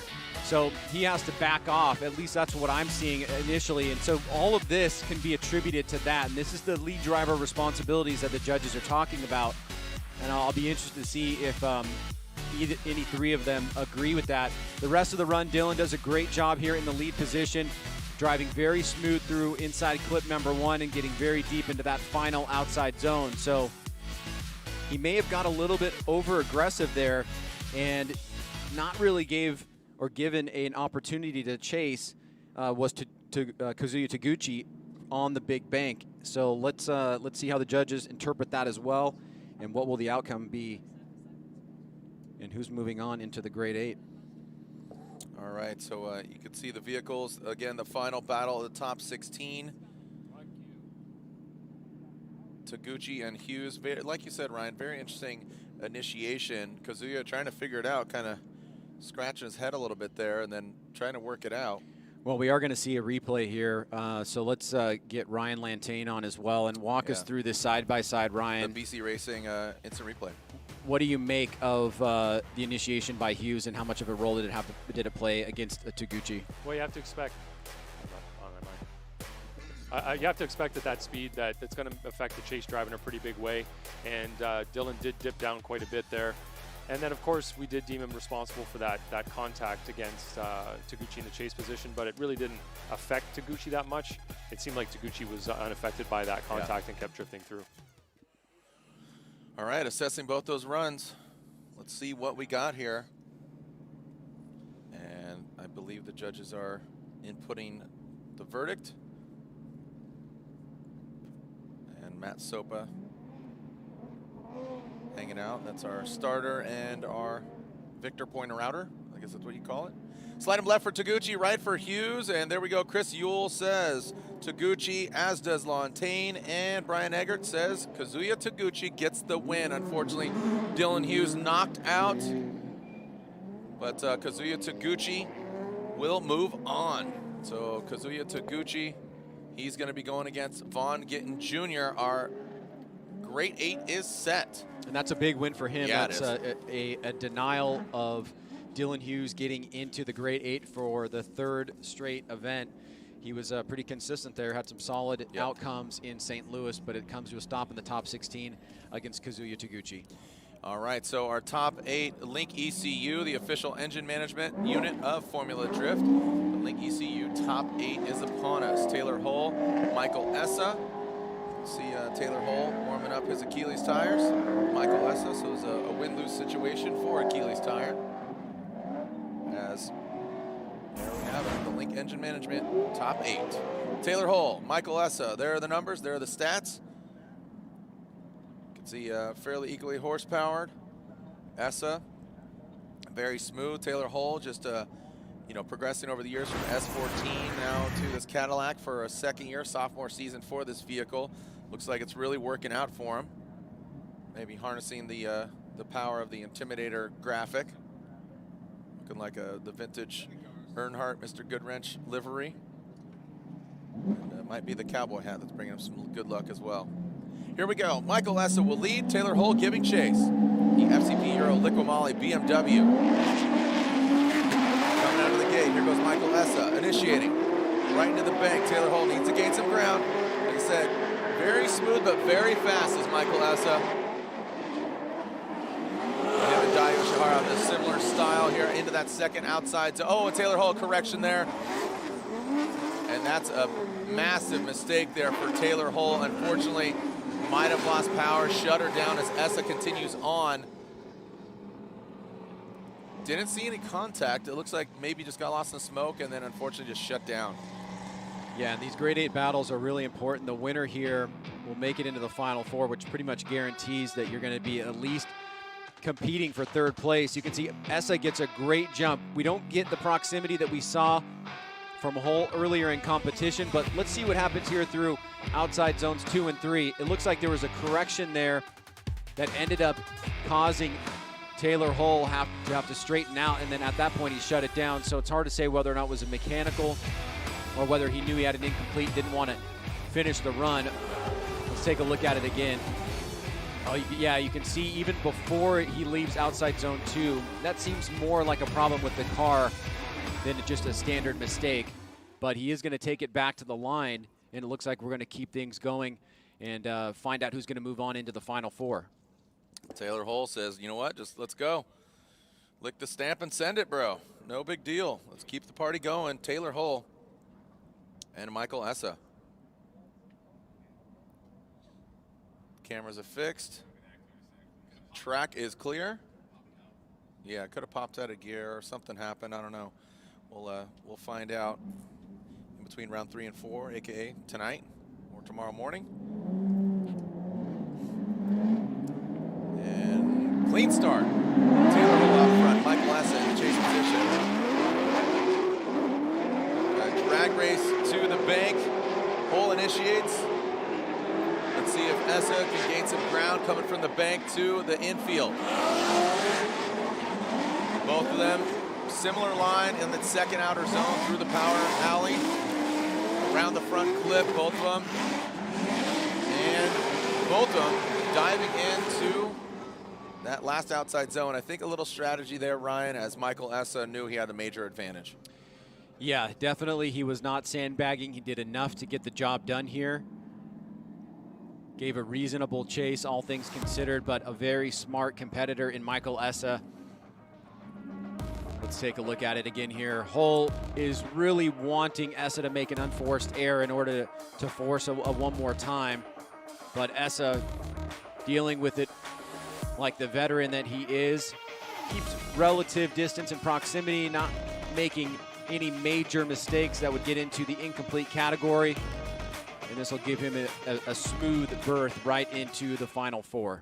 All right, as Taylor Hull and Essa, let's slide him left for Hull, but pretty sure, yes, there you go. Michael Essa gets the win. He's going to the Final Four. Michael Essa advances on. Taylor Hull knocked out. All right, moving on to the next battle of the Link ECU. Grade 8, Frederick Osbo and Matt Field. Like you said, Ryan, these guys have exchanged some paint, most recently at St. Louis, round 1 and 2 of the FD 2020 Championship, celebrating 17 years. Frederick Osbo, you can see there's the bracket. Here is the landscape here at Evergreen Speedway. Next up, Osbo and Field. Other side, Yoshihara and Pollock. And then finally, Von Gittin Jr. and Kazuya Taguchi. Let everyone know you're watching. We're live from Seattle, local time, about 4:40. Quarter till 5. Some awesome driving yesterday in Pro 2. Again, congratulations to our winner, Dmitry Brutsky, Chase Schmidt, and then Mata. And here's a look at our point standings coming into this round after 2 rounds of competition. Odi Bakshish, Ryan Turk. So, I mean, if you're looking at this, Odi out, Ryan Turk out, Chelsea Denofa out, Frederick Osbo and Field. Look, you can see they're 4th and 5th. So some changing potential of the guards here if Field comes out on top, taking down Osbo. Ryan, what do you think? I mean, going off of what we've seen, you know, Field versus Forsberg, Osbo versus Turk. What do you think is going to come out on top? You know, Osbo has looked like the clear leader of the championship in moments in the first 3 rounds so far. But Matt Field, to me, seems to have a different energy about him this year. Yeah. And I think that's a very dangerous Matt Field to have. We know that he wants nothing less than a championship of his own.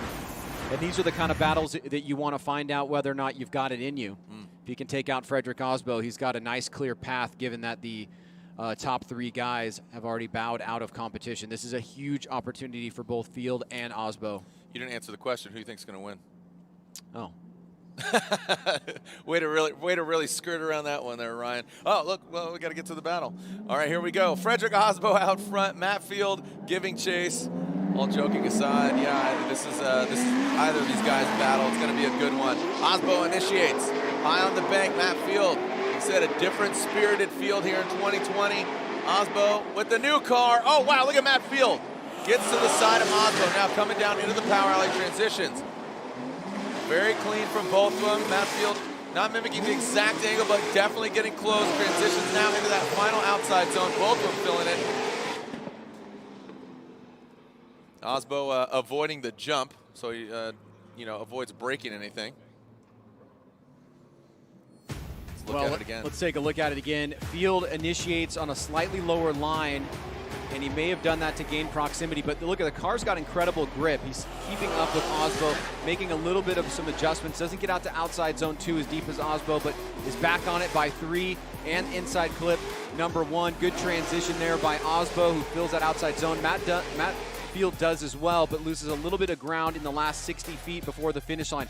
Here you see a slight difference in angle, a little bit lower line, but really good on proximity by Matt Field. Osbo once again demonstrating complete control as the lead driver. He does such a great job with this, and we really saw this punctuated and underlined in the James Dean era of the past 3 years about how important that is to get that solid lead out front. Just makes it so hard for your competitor. And as the sun comes out, we're going to see these track temperatures change a little bit. We'll have to see how that affects drivers. But first, let's get to the resolution of this battle here as Matt Field takes the lead against Frederick Osbo. And I'm not seeing any rain in the forecast for the next 7 days here from this first dip. But regardless, right now we got Matt Field throwing it into the bank. Nice angle. Frederick Osbo even a little higher, really mimicking. Drops down a little bit. Here goes Field. Oh, and Field hits it again. Oh, man. As Matt Field slams into the wall once again, similar to that of Forsberg. And it looks like the tire debeated. Osbo will continue on regardless. He does not need to, but Osbo finishes it out. Ah, what a bummer. Osbo's hyped. Yeah, Osbo is feeling it, man. But, man, unfortunately for Matt Field, hits the wall. Shout out Ron Ball. Thanks for watching, homeboy. Same spot there for Matt Field, and he mentioned in his interview with Lorette, it's a little bit more slippery than I thought. You could see the back end starting to rotate out. It gets into the wall. You mentioned the tire debeating. That seemed to almost happen simultaneously with the wall hit. Yeah. And that may have been from the compression. It was a pretty tough hit at a high rate of speed. Let's see from this angle here. He's going to really max it out. And then you can see he's just not able to control the car after that. And of course, without a tire mounted properly, that does not help either. And yeah, it debeats as soon as he hits the wall. Yeah. So tough break for Matt Field. He was in and had a fighting chance there against Frederick Osbo, more than a fighting chance. He was in the battle with Osbo and just made a critical mistake that put him out of competition. Got word from Taylor Hull's spotter, his wife, Tamara. She says mechanical, car cut off, computer, everything shut down. So that's unfortunate. Just backtracking there. But right now we know the outcome here. Frederick Osbo gets the win as Osbo continues on, Ryan. So shaking up things. We thought Matt Field, sitting in 5th. Frederick Osbo sitting in 4th with the other drivers ahead of him being knocked out, shaking up the point standings. It's still a solid finish for Matt Field, obviously getting those great 8 points. It's going to help him against Denofa, Turk, and Bakchis, but now it's wide open for Frederick Osbo as he is the last remaining top 5 driver. Here we go to the other side of the bracket. All Falcon Tire, Dai Yoshihara, JTP, Justin Pollock, Nick Fosekis, what's up? Watching from his home in Southern California. I'm sure Jay Brad is as well. And cheering on their Falcon boys. We're going to throw it down to Lorette Nickel, girl on the ground. Who you got? What you got? Well, Michael Essa was gesturing to his team that he was having some steering problems. Is that what you were experiencing on the track? Yeah, so in the warm-up box, I went to scrub the front tires in, cranked the wheel, and I heard like a clunk, kind of a stickiness in the steering wheel.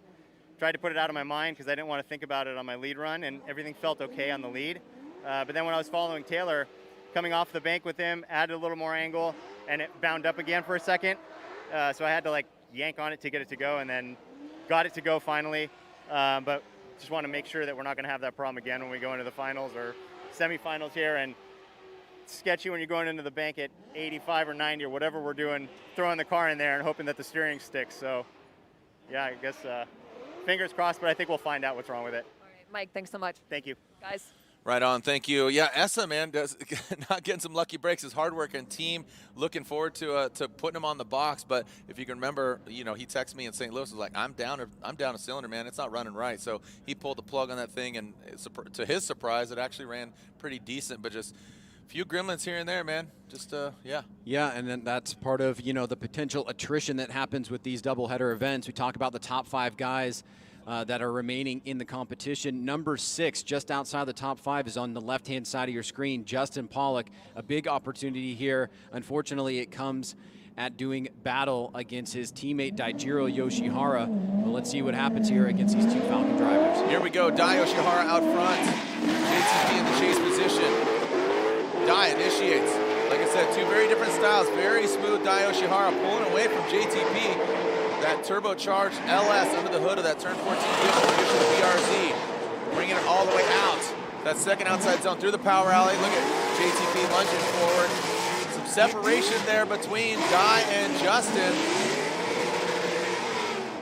Ooh, almost losing angle there, Ryan. Yeah, Dai is deceptively very fast, and it could be because his car sounds quite differently against the Mustang out there, but very surprised to see that he was able to pull a gap like that on Justin Pollock on the big bank. You see, he gets right on throttle, and we've got a 2-3 car gap, which is not huge, but from what we've seen so far in the grade 8 and parts of the top 16, the judges really want to see you stay close in proximity on the big bank because of the weighting of how important that is. You see that slight correction there at inside clip 1 from JTP, and Dai not completely filling that final outside zone, but an otherwise pretty solid lead run there. So now we'll get to switch things up as Justin Pollock goes to the lead. Yes, sir. JTP will be out front. Dai Yoshihara, that right-hand drive BRZ. Again, congratulations to him winning that Pikes Peak class, overall winner in his particular class. Justin Pollock, been doing a lot of off-roading lately, hitting the dirt with his family, his wife and son. And Justin Pollock will lead. Dai Yoshihara giving chase.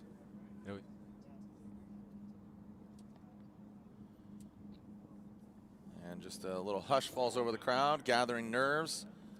And obviously, nerves racing.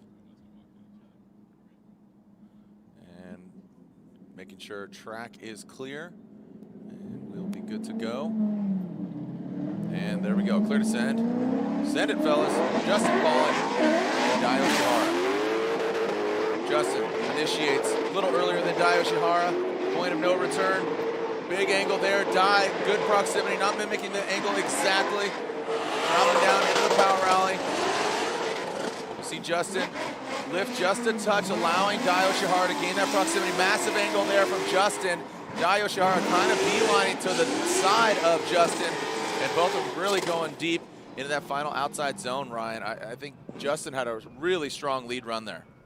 Yeah, but there is a point of difference here worth pointing out, and that's the ability for Dai to kind of reel in Justin. Now, Justin is allowing that because he's driving a pretty solid lead run, but you can see we saw that 2 to 3 car gap when Justin Pollock was in the chase. We did not see that with Dai. Now, we'll want to see how Dai got to outside zone 2, but in terms of this inside clip, he does have a little bit less angle. He's keeping the proximity on, and JTP does a pretty good job getting just to the edge of that final outside zone. Here's the big bank once again. Dai right here looking pretty good in the Mimic, surging forward, attacking. Not getting all the way out to outside zone 2. 3, he does it pretty close to the way Justin did it, but a little bit less angle there. So, sacrificing a little bit here and there for proximity, and will that be enough to lean it in his direction?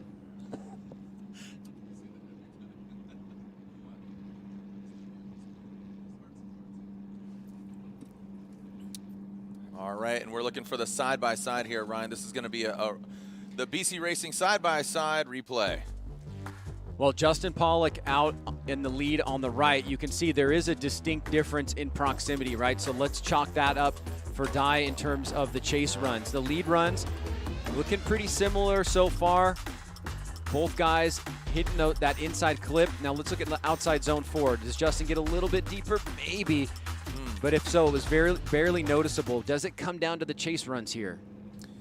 All right. As we are getting the verdict in. Slide him left for Dai Yoshihara, right for Justin Pollock.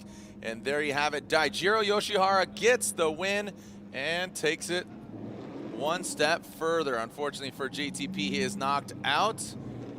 Yeah, so there you go. Michael Essa versus Frederick Osbo.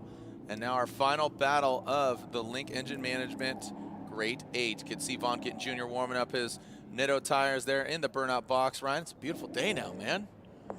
Yeah, super stoked. I mean, obviously, we expected a lot more rain today than came through. And no, only you have the announcer's curse. I'm fine. You're good. You're immune. Yeah. You're not an announcer. You're just fine. All right, so Final Four is shaping up, and one gentleman that's already in it is Frederick Osbo. Lorette? Thank you, Jared. So Freddie is in his car, and I know you can't see it now, but this back glass window was all shattered, and they have no idea how it happened. But Frederick, you knew going against Matt Field that was going to be an all-out battle, and I feel like you're really pushing the limits here. Yeah, I'm trying. That was records or checkers. It was one of those where you know that you line up, one of us is going to get put on the trailer, probably with a mangled car, and Matt's been doing phenomenal here today. Great runs. Obviously took out Chris, who's been on fire as well. And I think what happened is they gambled a little bit too much with the car setup. If I understand correctly, he DB'd it on the wall, which is a sign of really low tire pressure. And we definitely ran low as well, but we had the edge, kept it together, and move on. Freddie, thanks so much. Guys. Right on. Thank you so much, Lorette. Yeah, Freddie, I mean, these guys, Frederick says, being put on the trailer wrecked up, but here's the deal.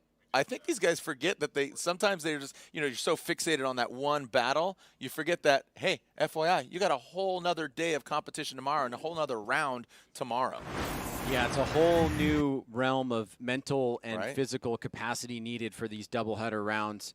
But as we see the battle in front of us here, Vaughn Gittin Jr. versus Kazuya Taguchi, both drivers making their way into a very important part of competition. Two very different styles, man. Two very different styles. Pure Japanese making his way over, doing a great job building his program, and the 2010 champion. Here we go. Vaughn Gittin Jr. will lead that Monster Energy Nitto Tire Ford Performance Mustang RTR. Kazuya Taguchi up garage. GT Rado S15 jumps back in that VR-powered vehicle. Vaughn consistent. Look at that, man. Seeing some corrections from the front wheels, but he is hammering down the professional fun hammer transitions into that third outer zone, dialing in on the inside clip. And number 4, OZ, that outer zone, Kazuya Taguchi, taking that three-wheel motion from Vaughn Gittin Jr., man. He is rocking and rolling all over the track there, Ryan. Yeah, that was a really good start here to the battle. Let's take a look at this and see how Vaughn did up on that big bank as he came through the camera that we have attached to the wall there. It looked like he could have been a little bit higher on a higher line. Yeah, you can see that as he comes down off the bank. Kazuya Taguchi adjusts, and now he's trying to catch up and drop in and keep the pressure on. But see that straightening right there, loses a little bit of angle against Vaughn right before inside clip number 1, and then comes off outside zone 4, doesn't follow Vaughn all the way out there. Let's take a look from the drone. You get a better perspective up top. See, Vaughn is still a little bit off of the wall, comes off that zone early. That's an area where Taguchi can actually make up some ground relative to Vaughn in his lead run, but Taguchi right there makes that mistake, leaving outside zone 3, and then in 4, he cuts in really tight, and then Vaughn is still going deep into that section while Taguchi was not able to follow him out. Yeah, just, again, the observation there, especially with that overhead drone shot, is you see the line that Vaughn's Vaughn's taking. We'd like to see him hang out on that wall more, drag that bumper along, hang out, and then drop down. He's going from, he's just cutting the apex of that turn, going from the bank down to the infield, and the judges really want to see them hang it out and then come down and transition to the power alley. And I think that's a line that both Chelsea and him are taking, so we'll see how the outcome goes. Again, Kazuya did have some mistakes, but he's probably going to tighten it up here now that he's out front. Vaughn Gittin Jr.'s in his rearview mirror. Let's see how the chrome nose throws down. Kazuya Taguchi, you can see mimicking the angle is Vaughn Gittin Jr. really high as Taguchi, and there he hangs it out. Comes down a little bit early as well, and that's, I see a head shaking here from Ryan Lantagne as we come down now into that front clip. And now one more outside zone. Taguchi, wow, gets all the way out there. Quick little correction, avoid the wall, and gets up into the jump. Well, wow. Taguchi had the right strategy there to try to better Vaughn on the big bank, but Vaughn was not giving him an inch.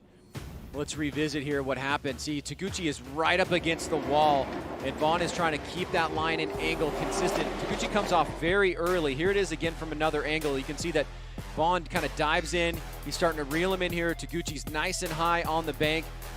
Then he really kicks the angle out, comes in really tight, and he completely blows through outside zone number 2.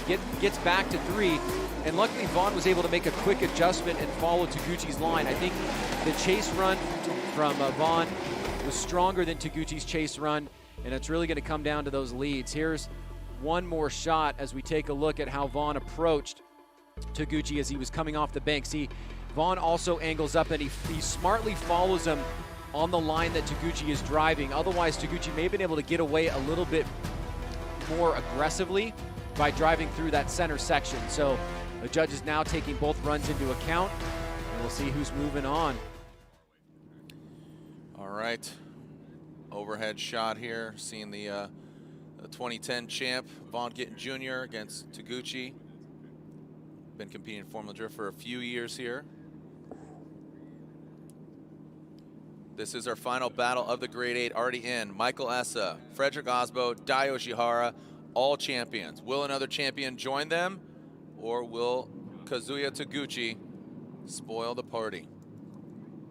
There we go. Slide him left for Vaughn Gittin Jr., right for Kazuya Taguchi. And Vaughn Gittin Jr. gets Chris Yule's vote. Lantagne says one more time. And Brian Egger says Vaughn Gittin Jr.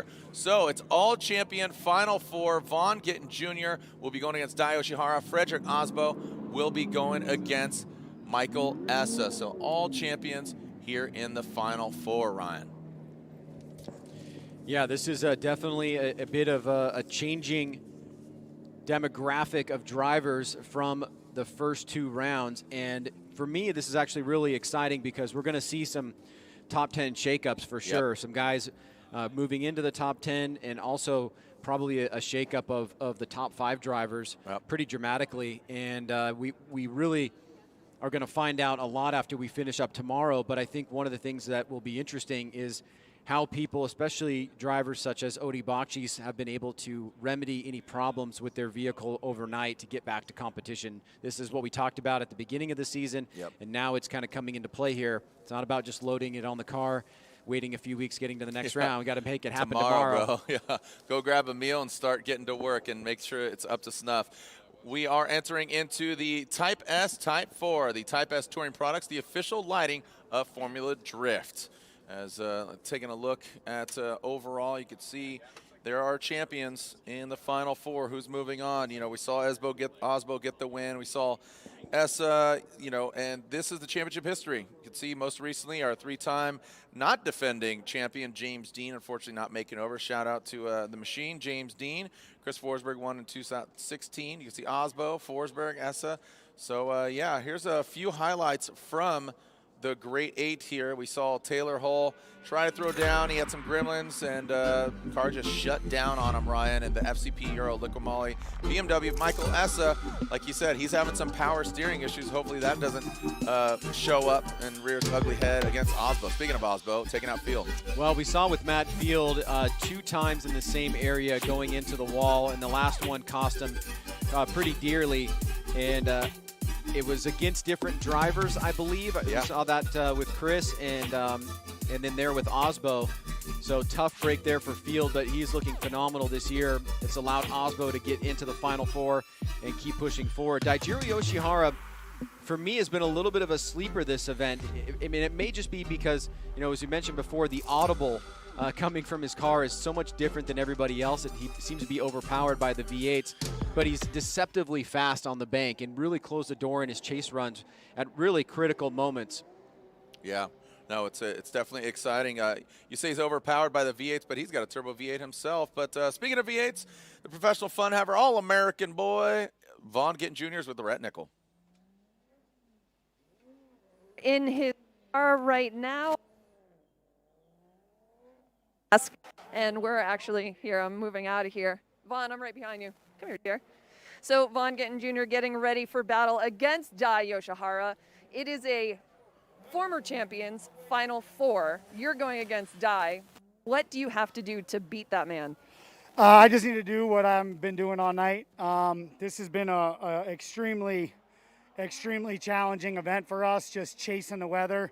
Looks like the stars have aligned to give us some nice battle weather for the rest of the night, and I just need to go out there, stay focused, and do what I'm doing. Right, staying. It's just you know what I'm gonna do behind the wheel, and I just need to be out there and be flawless. Some amazing drivers, and we're just gonna go out and run it. You know, we've got a great car. It's doing exactly what I want. I can put it wherever I want. So I just need to stay in my zone. Okay. Well, how do you stay flawless out here on a course like this? Well, now that the weather is consistent, we just go out and do what we do, right? We've been doing this before. I've been here for a long time at this track, and you just need to go out and breathe and keep the nerves down and just trust your team, trust your equipment, and go and run hard. And you know, we've got some amazing Nitto tires under this car. They're after 2 laps, they look incredible, and we're just going to go out and run it as hard as we can, and we're leaving nothing out there on the track this weekend. I was not happy with how St. Louis ended up. For me personally, really proud of Chelsea, but I want both of us to win every event. Vaughn, thank you so much. Woo! Of course, obligatory woo. It wouldn't be Vaughn if you didn't throw it out there. Here we go. Frederick Osbo, Michael Essa. Osbo leads, initiates. Again, 2 former champs, 2 very different cars. Freddie throwing it in, really blazing on the bank, and now coming down into the power alley. Here comes Osbo, Essa, a couple car lengths behind. Wow, big flick there by Osbo. See if he can hold on to it. Yes, he does. Essa almost getting in the side of that Rockstar Energy Drink Toyota GR Supra. And Essa hitting that, avoiding the jump as Osbo goes for it. Man, the FCP Euro Liqui-Moly BMW of Essa on Achilles tires looking strong. Yeah, and so much flex on that Supra. Yeah. Just incredible. And Michael Essa taking the fight to Frederick Osbo from the get-go on the bank. You can see that car separation there, and that's going to give us a point of comparison when we switch things up. But Osbo, once again, same strategy. This time on outside zone 3, he cuts it off a little bit early, but still perfect on that inside clip. Look at that transition from Essa. Yeah. Doesn't completely stay in the pocket with it, falls back a little bit. Here it is on the big bank once again. Essa starts off great. He was right on the back bumper. Then you got about, you know, a half a car distance. So he's doing a pretty decent job. He had a little bit of a shimmy there coming off the bank into outside zone 2. And as Osbo kind of came up a little bit shallow on outside zone 3, Essa was attacking on the inside after the final inside clip and then surging through that final outside zone. So switching things up now, Michael Essa will go to the lead and Frederick Osbo will chase him down. Yeah, big high horsepower vehicles here. Essa and Osbo, the Type S Final Four, the Type S Final Four here. As Type S, the official lighting of Formula Drift. Hashtag FDSEA. Hunter Taylor watching from Norway. And Michael and his wife and daughter there hanging out at home. Here we go. Essa throwing it in. Essa out front, Osbo in the chase. You can see mimicking the angle. Wow, look at Osbo. Oh, dropping down a little bit as Essa keeps it high. Osbo mimicking that. Wow, really all over Essa. Jumping right back to the side. Essa very smooth, really clean, performing surgery on the track. It's all the way out to that zone. Excellent run there in the lead position of Michael Essa. Did he just take down Frederick Osbo? Would love to see them side by side, Ryan. Well, that was the first big smoke battle I think that we've seen. Yeah. And it was actually really hard to see the finish there, but it was awesome to watch as we take a look at the overhead. Absolute proximity from Frederick Osbo in the chase position, duration and angle. He had a couple slight variations there, or little movements in the car, but Essa really deep into outside zone 2, just gets on the outside or inside of number 3. Great job on outside zone 4 to finish up, and Osbo comes in and takes the tighter line to stay right with them. So really good battle here. Wow. I think the leads are pretty comparable. It may come down to the chase runs. Yeah, I mean, I really liked Essa's line. I think he had just a lot of impact, but Osbo was right there. It seemed that he compromised a little bit there. Here's the side-by-side, the BC Racing side-by-side instant replay. You could see Osbo really strong out front. Yeah, lead runs up top are pretty similar. Osbo a little bit closer in the chase. Great job by Essa in outside zone 2 and 3, pretty similar. And then on the outside zone 4, Essa got really deep there on his lead run. This is pretty close. I mean, I think very close. You know, Osbo had some better proximity. Essa had a really similar lead. Man, this is a tough one. Yeah, our judges. Here's one more look from the sky on Essa and Osbo. Remember, the winner of this going to the finals, the loser going to that third place battle. The Type S finals. Who's going on, or the third place Type S battle. One more look side by side. Lontaine, I'm going to let you wrap out here. All right, we have a nice view from the drone. What I noticed about this run, these runs, is that Osbo was deeper in outside zone 1. You could see his front right tire was up above the dotted line for lane 1, or that highest lane. And then you can see that Mike Essa had his front right tire below that line. And I know that's nitpicking, but we're really looking for the absolute best from these guys. So that was one thing that I saw for Osbo. I did see that he was a little bit deeper in a couple of the outside zones as well. I think in Mike's lead, he did miss outside zone number 3, whereas in Osbo's lead, he did a much better job there. And I think Osbo had some pretty good proximity. So did Michael, though. So it's going to be. And here Frederick Osbo gets the win. Frederick Osbo 2-1. So Yule goes with one more time, but Egger and Lontaine say Frederick Osbo gets the victory and he advances on. Ryan, are you shocked with that outcome? Do you agree with that, Frederick Osbo, or what were you thinking? I'm not completely shocked with it. Osbo seemed to be the more aggressive driver in the chase, and you know, to what Ryan said, you know, perhaps if you zero out the leads because they were so similar, then maybe you could give the edge to Osbo. I thought Essa did a much better job in outside zone 4 on his lead. He went a lot deeper in there, but as you said, or as Ryan said, you know, it's nitpicking, right? So I could see the one more time, and I can also see it going to Osbo. Yeah, Osbo, these guys scrutinizing. They're still the judges still wrapping out here, but Frederick Osbo goes to the final battle. Who's he going against? Yoshihara or Von Gittin Jr. As again, yep, go ahead. Yeah, please. It's all right. As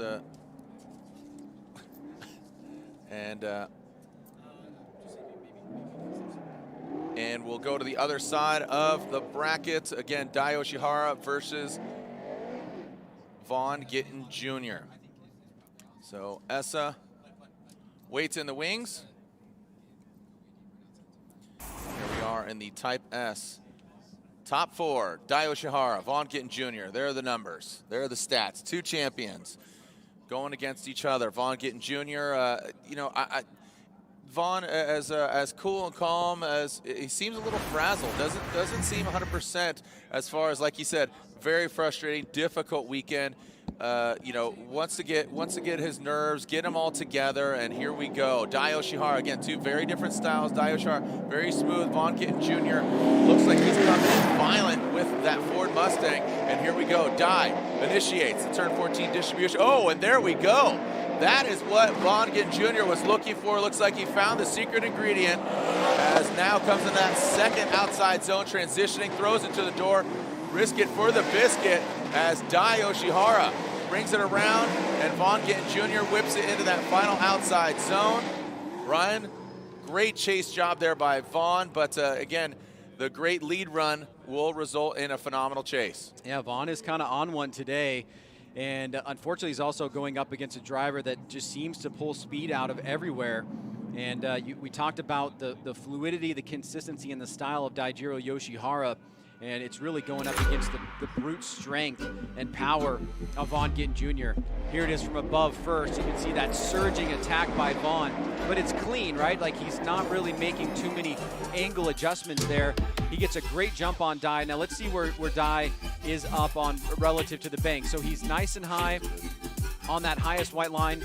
That's where that one little correction that Vaughn had to make to back off for a second, but then he gets right back on it to follow Dai into outside zone 2. Both drivers do that pretty well. Vaughn a little bit tighter on outside zone number 3, with Dai maybe getting the better of that section, and then a great job by Dai on outside zone 4, but Vaughn follows up trying to close the door towards the end. So a very competitive battle here to kick things off in the final 4. Here we go, alternating the order. Vaughn Gittin Jr. getting the clean air, the RTR, Signature Grill RTR for a new generation of Ford tuning.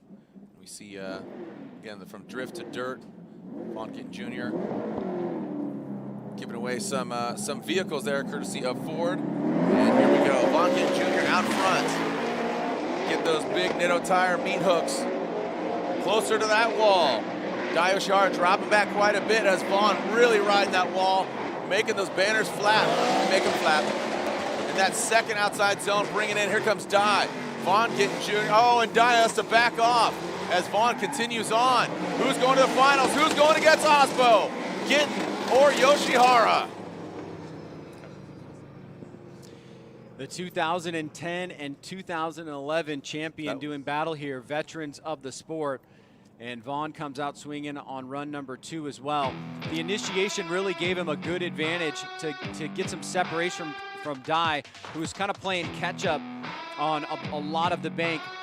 When you think about catch up, you're only talking about a car length or so, but remember how close Vaughn was on his chase run. And then finally Dai is able to close the door coming off the zone, but by this time Vaughn has really reached deep into outside zones 2 and 3, and then you see an angle mistake there surging forward from Daijiro Yoshihara. So if Vaughn won the battle of the chases, it's going to come down to the leads, and this is an incredible lead run from Vaughn Gittin Jr. Yeah, really, really well done here. Lantain, jump in here, bud. That was an incredible lead run from Vaughn. He was high on the wall. He was above that dotted line for the most part, and he was on throttle and very fast.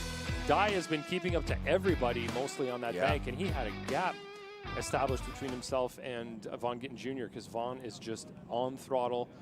His angle was set. He was looking phenomenal. He filled the zones better than Dai did, I think, in the lead position, and I think it's going to go his way. Yes, it will. There you go. Vaughn Gittin Jr. gets the win and is going to the finals. He's guaranteed a podium. Like you said, you know, wants to get on the box, wants to get in there. Woo! Is his exclamation point there, Ryan. Yeah, you know, when Vaughn gets on a hot one, it is really hard to imagine him kind of stopping. This reminds me of that final battle with Osbo.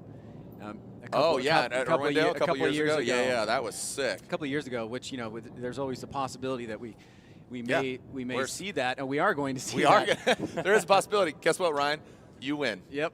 Ryan Sage gets the win. So no coincidence there. It seems very reminiscent of that time frame. Remember, that was 2-1 more times. Yeah, that was bonkers. But now we got to see the third place battle here between these other two champions, and Michael Essa and Daijiro Yoshihara. Yeah, that should be a lot of fun here. We'll get some fresh Falcon tire underneath Dai Yoshihara. Michael Essa throwing some fuel in the tank and some fresh Achilles for him.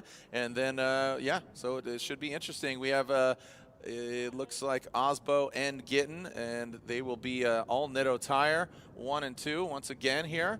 And again, Essa and Yoshihara. All right, as we're getting prepared for the third place battle, I throw it down to my homegirl, Lorette Nickel. Lorette. Jared, thank you so much. Frederick is just watching that last battle on his phone. So you're going against Vaughn Gittin Jr., and he was really frustrated with his finish in St. Louis. He's hungry. So how do you protect yourself? Oh boy, how do you protect yourself against JR? Yeah, we had a good battle in St. Louis. It was awesome to come out swinging, get that win, and he's on fire here, obviously. We've had a lot of cool battles, and you know, it brings me back to when I first got into the sport, and JR had some really nice things to say. He's always looking out for the little guys, but now we're both veterans. It's going to be all out. We're in the finals, so this is it. This is it. But how do you take that win?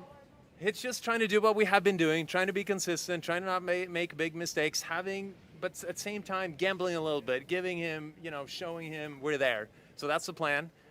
We've had some good runs today. We've had some runs that haven't been that good, and now it's just trying to stay in that zone and put it on JR's door. And consistency is definitely key, but how is the track for you right now? It seems to kind of stabilize right now. We haven't, I mean, I don't want to jinx us again, but we're not seeing rain falling right now. It's kind of dry. It's kind of been the same for the last couple of runs, and now we can really start to kind of dial in the setup. So it's just every man for himself. Go out there and do what we can. Yeah, and new car for you, so the setup is brand new too. Where's your confidence? It's building. I was struggling in the rain. Usually I like the rain, but today I have been a little bit off. Maybe I stayed in Southern California for too long. But it's building. We've shown that we can do it, but JR never. So we're going to try and take this Supra out there. I mean, we're on the same tire. First year for us with Nitto, and it's been amazing so far. So, yeah, may the best man win. Any adjustments that you feel like you have to make on the track? No, I don't think we're making any adjustments right now. We're talking about tire pressures and stuff. Maybe we're doing something small, but we don't want to change too much. When you're in the zone, when you're in the groove, when you've gotten to the final, you have a decent setup. But is it going to be enough? I mean, there's only one way to find out. So I think it's go time right now. Frederick, thanks so much. Thank you. Guys. Thank you, Lorette. Thank you so much, Lorette, and congratulations to Freddie. Guaranteed, because the mountains over off in the distance don't have any clouds. So, yeah, right there, you can see that is clear. But on either side of us, it is definitely raining. So, look at that. That's on the north side. And then on the south side, it is clear as day, which that's the way the wind is blowing. So that's a good thing. So hopefully we can bang out a couple battles here, because third place. Sorry, got some in my throat there. I got excited. Got a little torque there. Michael Essa versus Dai Yoshihara, two champions, final podium spot. Neither of these guys have been on the box, either at round 1 or 2, so we'd love to see them grab a spot, but it can be only one in our Type S top 3 battle. Type S, the official lighting of Formula Drift.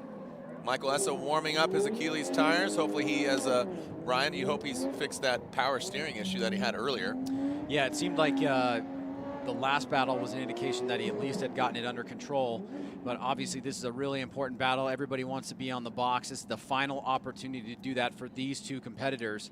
And from what we've seen from them today, and look at the noticeable, the very similar kind of aesthetics. Yeah, the white and the blue with the red. It's like a bootleg copycat right there.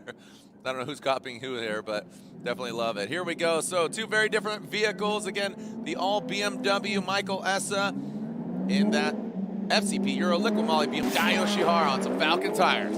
Place. Dai Yoshihara, like you said, pulling away. Could not do that with Vaughn Gittin Jr., but here he is, separating from Essa, but Essa's, I believe, going to catch him here in the power alley. Really good line there by Dai Yoshihara. Good chase by Michael Essa. Very fluid. These are some of the smoothest drivers here in Formula Drift, Ryan. That's, you know, we always talk about, I mean, these guys are some of the smoothest and quickest drivers, man. And this is a really good battle here, matched up and pairing them up. Yeah, and a solid start here for Daijiro Yoshihara, who gets a good jump on Michael Essa. You can see that 2 to 3 car gap distance here that's been established on the bank. Now Essa starts to reel him in, gets it down to about a half a car here as they leave the bank, but damage may have been done there. Essa, one more time from the big bank, eye in the sky. This is where Essa starts attacking. Dai gets into outside zone 2, transitions to outside zone 3. There's Essa on the attack, leaving, coming into inside clip number 1, and then a quick snap back around. Dai just gets right to the edge of outside zone 4, and Essa follows him through. Switching things up now, Michael Essa going to the lead run. Daijiro Yoshihara going to the chase. We saw Dai at moments in his chase runs, especially on the big bank, really making a strong point of difference for himself against other competitors and utilizing that grip and horsepower that he has. Can he do that here against Michael Essa? All right, so we have Essa, who's going to lead, who's going to get third place. This place echoing with the exhaust note and filled with smoke of Michael Essa and Dai Yoshihara. Clouds looming, but we're about to make clouds of our own. Essa throws it on, the Achilles radial, throwing up that thick cotton. Here we go. Bold move, Cotton, as Michael Essa throws it in. Dai Yoshihara nosing in, not mimicking the angle, definitely the proximity though. Now coming into the power alley, Essa filling all of it. Oh, Dai Yoshihara goes offline.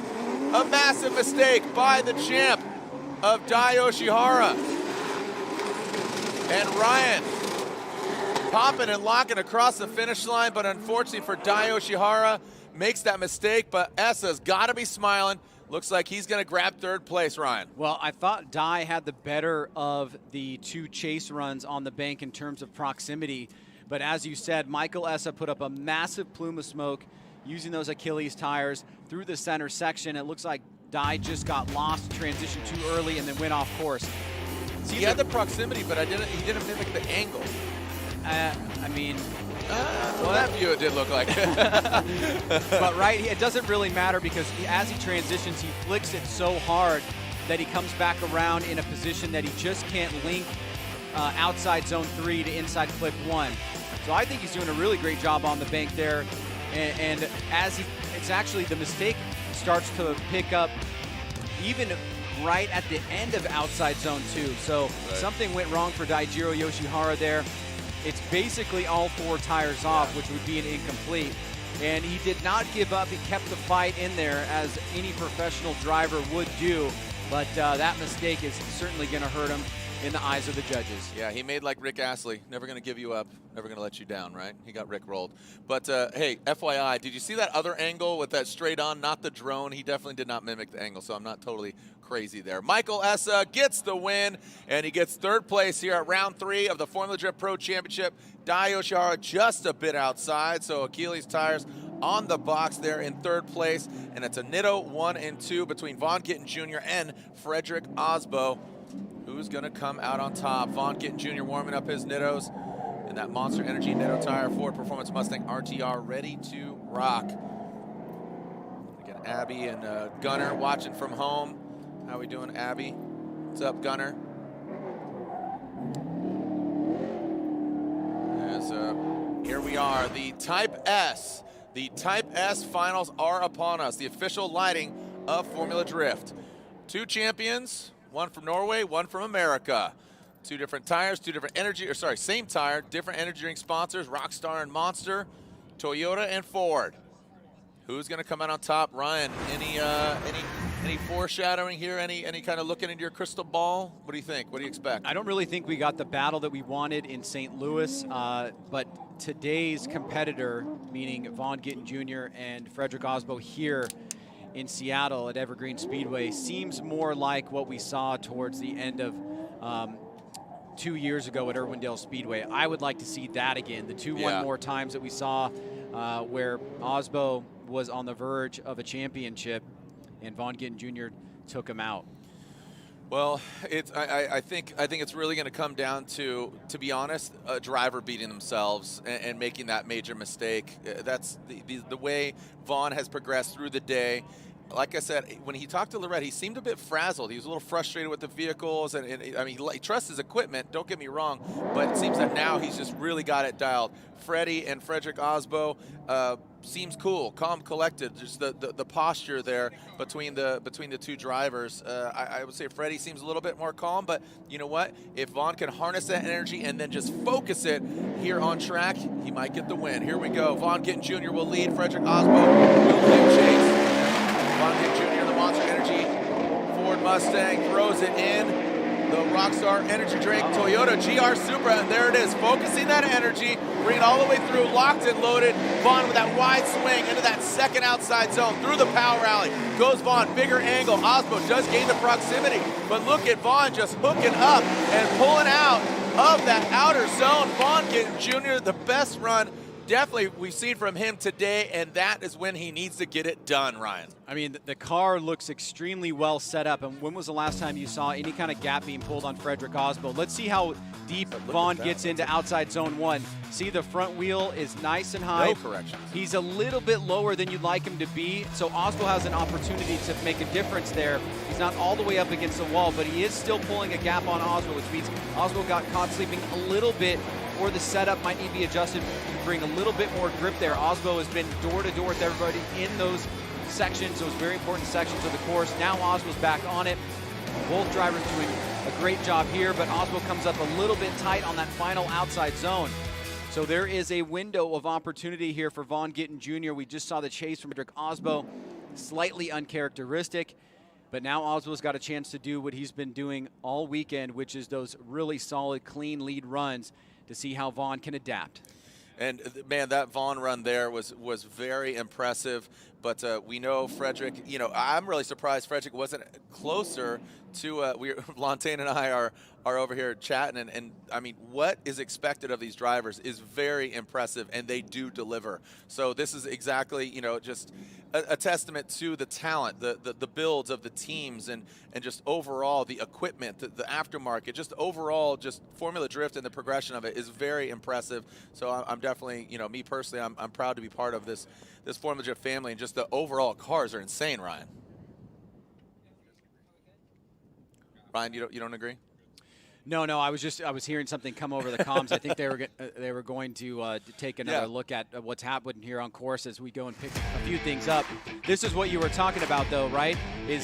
We have not really seen anything like this. Now, in a normal battle, you would say that's a pretty decent chase, but from what we've come to expect from Frederick Osbo, it's slightly out of character. Now, Vaughn doesn't get all the way to completely to outside zone 3. But he is laying down a solid, clean lead run and leaving open opportunities for Osbo to chase and close the door. But Osbo didn't really do it in the way that we typically see it. All right, so a little bit of track debris there. We cleaned up. Frederick Osbo's getting the clean air out the nose of that brand new Toyota GR Supra. Spray away there, Vaughn Gittin Jr. You're going to need all that nitrous here to hang with Freddie, the Rockstar energy drink. Toyota GR Supra. Both these guys on Nitto tires. Nitto tires guaranteed to get the win. Frederick Osbo and a tap of the wall there by Freddie.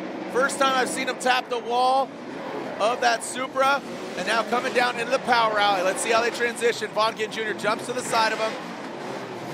Good proximity there. Let's see how the transition goes down in this final outer zone. Both Freddie and Vaughn Gittin Jr. And one more jump, or are we going to see him go again? Ryan, what warrants the chuckles? Just an awesome battle? Well, yeah, I mean, that was awesome. That was sick. What was surprising to me, and we probably won't see this on the replay, but Vaughn was not really anxious to get out of the gate, and that tells me that he thinks his car has got a little bit more speed than Osbo's. Now, he wasn't completely door-to-door on the bank, but he kept the proximity pretty tight here. Osbo, great job on outside zones 2 and 3, but Vaughn matching that angle, closing the door on inside flip number 1. Good flick back around from Osbo, but here comes Vaughn, follows him deep into outside zone 4, which Osbo did not do. That was really, really good. I mean, watch Osbo tap it. You see the trunk get affected. I think there. Vaughn may have tapped it too. Yeah, look. I mean, talk about chasing. You know, hey, you tap? All right, I'll tap too. Like little toe tap, little clip snap. As we bring it into that power alley, really well done. Look at maxing out that angle as Freddie, like you said, Freddie did get out to that third outside zone, but watch Vaughn Gittin Jr. just massage the back end of that Mustang there. That was really well done, and you didn't see a lot of handbrake in order to do that. So side bite really got him there, and those Nitto tires hooked up to just get him where he needed to be, Ryan. We'll see. Let's check out the BC Racing side-by-side instant replay here. Do you guys think we have a winner? What's going on in the chat? Let us know. Who do you think won? Is it Vaughn Gittin Jr. or Frederick Osbo? As we're waiting for the side-by-side there, Matt Sopa on the Ropa, keeping it clean down there. Remember, tomorrow, tune in, round 4, the Formula Drift Pro Championship. After this, we'll be giving away the trophies down on the podium. Michael Essa grabbing 3rd spot. Here's our BC Racing side-by-side instant replay. So let's take a look at Osbo up on the right. Lead runs. In terms of depthness to the wall or proximity to the wall, seem pretty similar. Vaughn on outside zones 2 and 3, pretty good there in his lead run. proximity a little bit more apparent there from Vaughn on the last section of the course going outside zone 4. And man, they are going so fast. It's actually hard to move your eyes backward, back and forth. I let one eye go lazy and I just look at that right, and then this kind of do that. Yeah, it's crazy. Dual process. Yeah. Well, if we do have a winner, you know that we will bring all 3 cars down in front of the empty grandstands and produce. Not empty. We got friends and family and some staff. But we got 60 people here. Yeah, exactly. But everybody's watching line and waiting for them to input their scores and the verdict. Do you guys think we have a winner? Or are we going one more time? Oh, and we have a winner. We have a winner. We'll bring them here in front of the grandstands. We'll bring our 3 drivers. Pretty insane driving. What the Farouk. We'll see you tomorrow here at round 4. Seen a lot of these drivers hanging out, watching, spectating, and cheering on. They're friends of their enemies. Amy Bakshis, Odie's wife and spotter, cheering them on. Got the Hughes, mom and dad. Dayton do a backflip. And it is not unanimous, is what we are hearing. Not unanimous.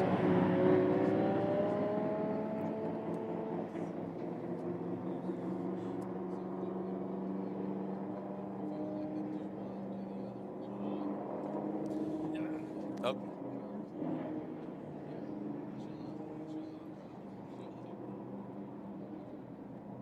All right, we are bringing those 2 vehicles. It ended up being a dry day here. Larry Chen grabbing the shots as we bring these 2 former champions out here on track. Some celebratory donuts from these 2 gentlemen. Congratulations to these 2 drivers, these 2 former champs, and it's an all former champ podium.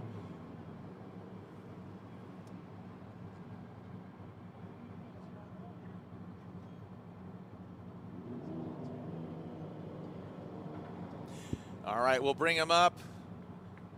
And again, make some noise for him. 3rd place here at round 3.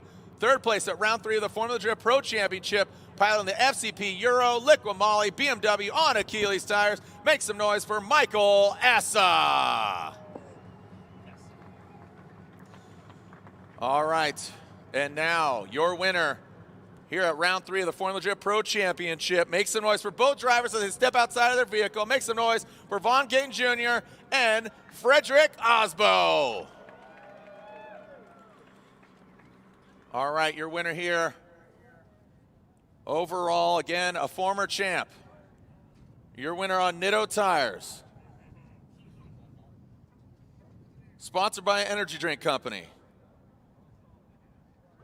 And they're here in the building. Your winner here at round 3 of the Formula Drift Championship. It was not unanimous. One of the judges went one more time, and the other 2 chose. As we slide them over, you'll see anytime. One more time from Chris Ewell. Ryan Lontaine says Vaughn Gittin Jr. and the winner of round 3 is Vaughn Gittin Jr. gets the win here at round 3 of the Formula Drift Pro Championship. Vaughn Gittin Jr. gets the win. That means 2nd place goes to the Rockstar Energy Drink Toyota Racing GR Supra of Frederick the Norwegian Hammer Osbo. 2nd place for Frederick Osbo here at round 3 of the FD Championship. Lorette Nickel, I'm throwing it down to you. What does Vaughn Gittin Jr. have to say other than, woo? Well, Vaughn told us that he was super frustrated with his results in St. Louis. Vaughn, it feels like this was really redemptive and a really emotional moment for you right now. What are you processing? I just miss my family. I've been on the road for 10 days, running hard. I miss my wife, I miss my boy, and I'm just so grateful for this team.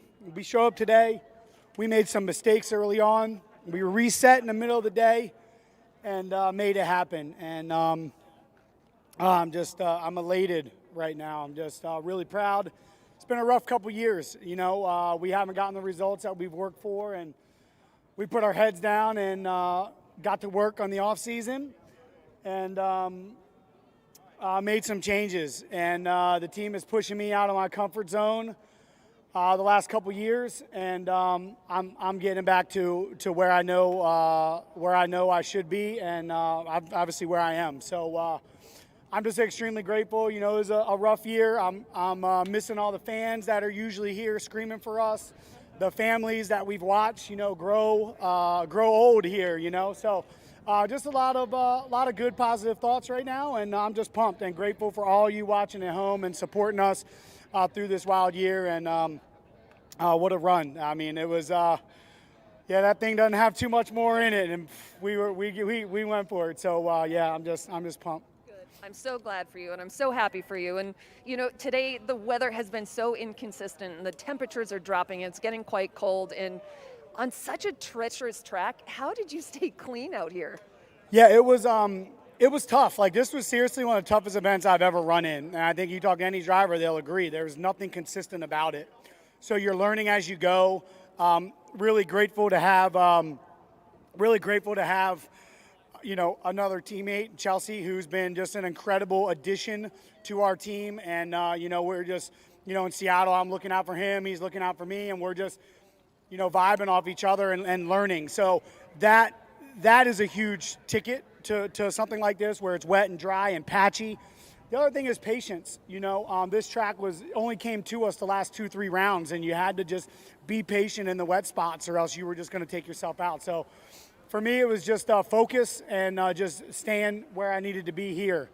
That's because you know, that's the only thing that can take us out, is at least my personal feeling, and it feels good. I miss you, Abby and Gunnar. I love you guys.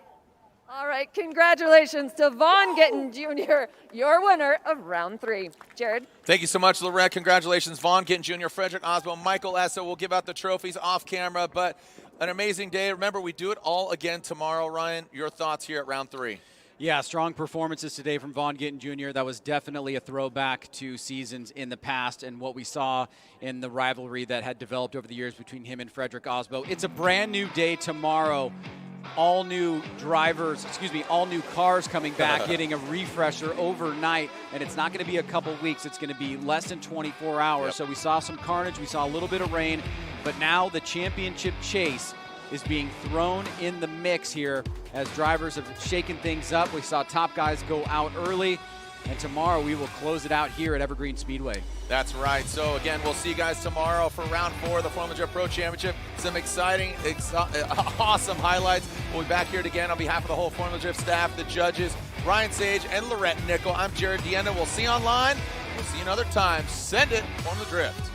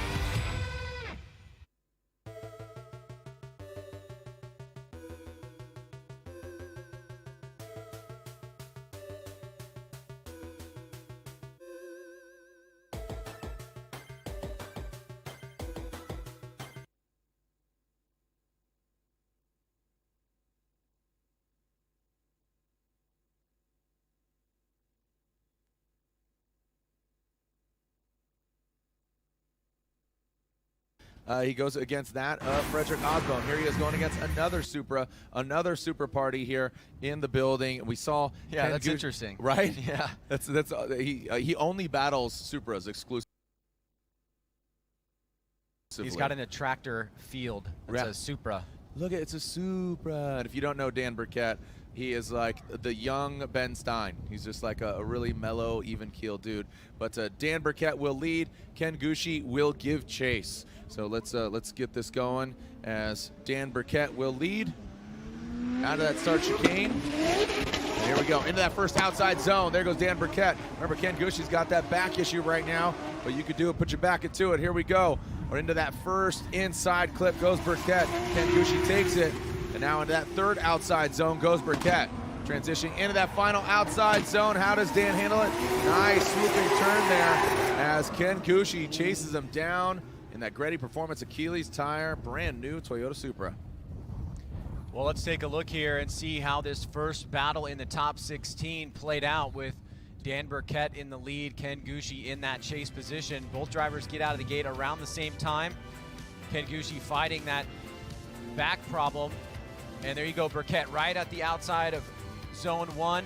Gushi following him into zone 2, whipping it back around to this inside clip. Gushi center punches that inside clip going into outside zone 3. Good line here by Dan. Gets back on the throttle right in the right spot, and Gushi coming up a little bit on a tighter line out of outside zone number 3. Pushes off the course just a little bit there. Here's another look at it. As you can see, the wind really starting to pick up. There's that center punch from Gushi. Nice lead run from Dan here. Gushi trying to navigate through the smoke line. And you can see just going off course a little bit. Here's the initiation from head on. Nice jump by Gushi there, but Dan doing a great job on the first and second outside zone.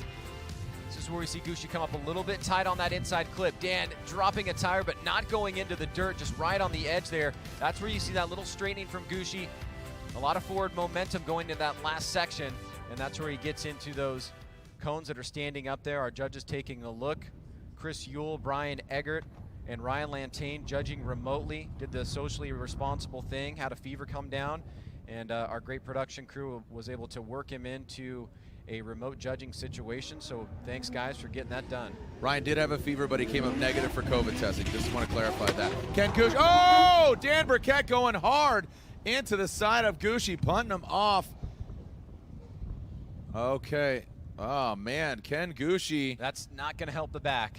No. Let's take a look here, because yesterday there was some controversy with Ken Gushi. He was off throttle. We were able to verify that in an area where he was supposed to be on throttle, and he was docked for that against Alec Robbins. This time around, lets it float out. Looks like he was getting back on throttle there, and I'm sure the judges are going to want to see this again. See, that's where he initiates, and Dan actually makes contact with it right at the beginning of outside zone 1. So at first pass, it looks like just Dan was getting a bit too aggressive there. When Gushi was off throttle yesterday, it was quite a ways into outside zone number 1, where the judges do want to see you full acceleration. Ah, such a bummer. Great looking vehicle. Dan Burkett going to the side. You can see, looks like missing some body parts there on the left side. Unfortunate for Gushi. Ryan, overall, the judges, they're looking for that initiation no later than that number 1 cone. Initiate at the right point. Walk us through it.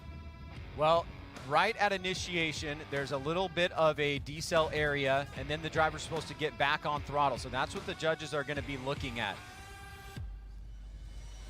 And yesterday, it was much more noticeable. This time, Gushi gets made contact with prior to the outside zone, or right. See, you see the red right here prior to the blue line. That's the outside zone. That's where chase drivers can expect a punctuation in momentum from the lead. So take that, visualize that, and let's go back to where that contact happened and see if it happened in a deceleration area. And I believe it did, because it was before the outside zone. So that does seem to be So let's take a look again. Now remember, the orange standing cone that designates the beginning of the outside zone is not the 3-2-1 cone. There's your 3, 2, 1, and Dan is making contact right at the point of the beginning of outside zone 1. So that's why this is being scrutinized. So what the judges are going to be looking at here is, was there forward momentum from Dan in an area that would have been considered a decel, and is the contact, or the collision in this case because it stopped, the fault of Dan Burkett, or is it the fault of Ken Gushi? Yeah, so as here we are waiting the outcome, Ryan, and man, if it goes one direction more than the other, I think Gushi's going to be like, man, what is going? I can't catch a break, man. Can't catch a break, and obviously he's got that really sore back, and we had a shot of him earlier getting pulled out of the car, not really feeling too well physically. So another little wreck there. That's got to be not so good for that lower back. No, poor dude. And I talking to him earlier, he says, yeah, that's just youth leaving the body. Figure he's been in it since 04, and we've seen him grow up. But youngest driver in FD in the early years. Remember in the early years, but now Brandon Sorensen. Yeah, which, 16 years old, no license, but a professional drifter. Yep, yeah. I know Brandon Sorensen and Amanda Sorensen. We're looking to see them here this year. The scores are in. Slide them left for Burkett or right for Ken Gushi. And there is Chris, now Ryan. And it looks like Ken Gushi, it will go his way. And we'll get some words from Brian Eggert here. Brian, going to you. Quite a different scenario than yesterday in Alec Robbins and Ken Gushi. Yeah, we went and looked at it closely to make sure it wasn't similar to yesterday, but it looked like Gushi had pulled the e-brake to set up for the initiation, got on the gas, did another quick pull, but it was all before the start of outer zone 1, so it was good. I think Dan just didn't let off for a second to give him enough time to get back on throttle and make contact with him. Yeah, no, it's and knowing Dan Burkett, being the super fan that he is, I'm sure he's going to go over and be like, "Hey man, I'm sorry." That was my best Dan Burkett impersonation. That was pretty good. All right, so yeah, Brian, what do you make of everything going down today? Again, it does bear repeating as far as Ryan Lontaine. He felt he had a fever, or he did have a fever, and you can't travel. They scan you there when you leave Canada. He is actually judging remotely, so I think just being responsible. He did test negative for COVID as well, but the technology pretty cool, huh? Yeah, no, it's working great, and the drivers today have learned from yesterday and have drastically improved, which I think is amazing. Even Dan's lead run right there was really good, so the guy's definitely putting on a good show today. Right on. All right, our battle here, Frederick Osbo, Matt Field, we'll see them pull up to the line here in just a moment. Our online 50-50 raffle winner is ready to be announced. It is B-9133563. That's B-9133563. Come on in a few more minutes and announce that again. Get your raffle tickets out. All right, you can see Matt Field leaving the burnout box, heading over to the start line. Frederick Osbo already there. Ryan, what are your expectations with this second battle? And are we going to see an all brand new super battle? Gushi versus Osbo, but Matt Field and the head caveman there over at Drift Cave in that Corvette, he would like to put a stop to it. He getting blinded by that Nitto tire smoke, but he still holds on to it. Does a little shimmy there, might have hit the wall. Gonna have to look at that again. Matt, yesterday by Dylan Hughes, wants to come back, and he'd love to take out the current points leader. That would shift things up very quickly as far as points go. Ryan. Well, Matt Field is not going to get rolled on by Frederick Osbo. That's what he's thinking in his mind. He's going to push as hard as he possibly can. Great initiation there by Osbo, and quickly Matt Field tucks in. Osbo switch back around to that second outside zone. Here's where Field gets a little bit tight, but he's wanting to keep that proximity. Beautiful line by Osbo in outside zone 3, whipping it back around. Matt Field makes contact with the wall with the back quarter panel there. It does not disrupt his line too much, but obviously it's going to affect a little bit of that forward momentum. But as you can see, coming into this final section of the course, Matt Field is going to tuck through. He's going to make contact with the wall, but then he eyes up Osbo and closes the door inches away.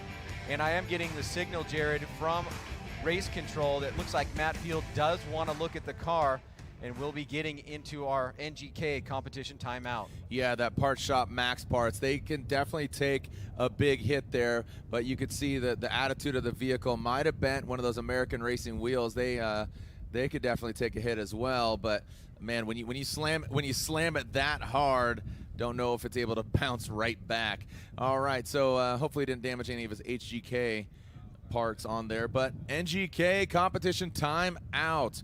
Do spark plugs time out? Of course, and sure they do. A timely spark plug replacement not only prevents fouling and provides the best engine performance, it ensures less repair. Who was it? It was Ryan Turk and Dylan Hughes. Ryan Turk had to change his tire, and the option for Dylan Hughes was that he can change his tire as the other competitor because the incident that happened, they're changing tires. But now, if you would. Yeah, if a wheel or a tire is damaged in a run and a driver calls a competition timeout, it obviously makes sense, especially if you hit a wall, that they're going to have to replace that wheel or tire. When that happens, they can replace the full set of rears because we want the traction to be the same for both in the back, right? And then what happens is you're able to also ask their competitor, would you like to change your tires as well? So in the case of Dylan Hughes, he said, no, I'm fine with my set. But in the case of Frederick Osbo, he will also change his rears, so they will have a fresh set of rears for the second half of the battle. All right, here we go as we are going on to our next battle of Michael Essa and Kazuya Taguchi. Taguchi versus Essa. It should be a fun one here. You can see the purge of the nitrous. Michael Essa did text me and told me that he is down on power. Very unfortunate, as he is saying that, yeah, his head gasket or something is toast. Way down on power, he says right now. You can see, oh, Taguchi, big angle there in that GT radial up garage S15. Michael Essa now into that third outer zone. And yeah, very apparent here. I'm glad we got to know that he is down. So unfortunate for Michael Essa, but it definitely gives definition of what happened. Ryan. Well, it certainly gives you a little insight to what we might be reading into this run as we take a first look here at Kazuya Taguchi in the lead position against Michael Essa. Nice little snap there by Taguchi, trying to get the car settled. Comes off that first outside zone a little bit early. Essa through the smoke line. Slight bobble there by Essa, and then a bit too tight on that inside clip. Getting into outside zone number 3 now as they leave the inside clip. You can see Taguchi gets really close to the edge, but fills it. So does Essa, and Essa falling back a ways as Taguchi does not get into the outside zone until very late and then pushes out a little bit too wide. There's that first outside zone that was missed a little bit or left early by Taguchi. Then you can see right there, he just pulls a little bit of angle out of the car, but he certainly has more grip and was able to pull a gap against Michael Essa while still making a couple mistakes in the lead position. So let's switch things up now. Taguchi is not at the line yet. Wondering if there's something interesting going on there, if he's just waiting to be pulled up. We'll see the second half of the battle here with Michael Essa taking the lead. Well, he should pull up.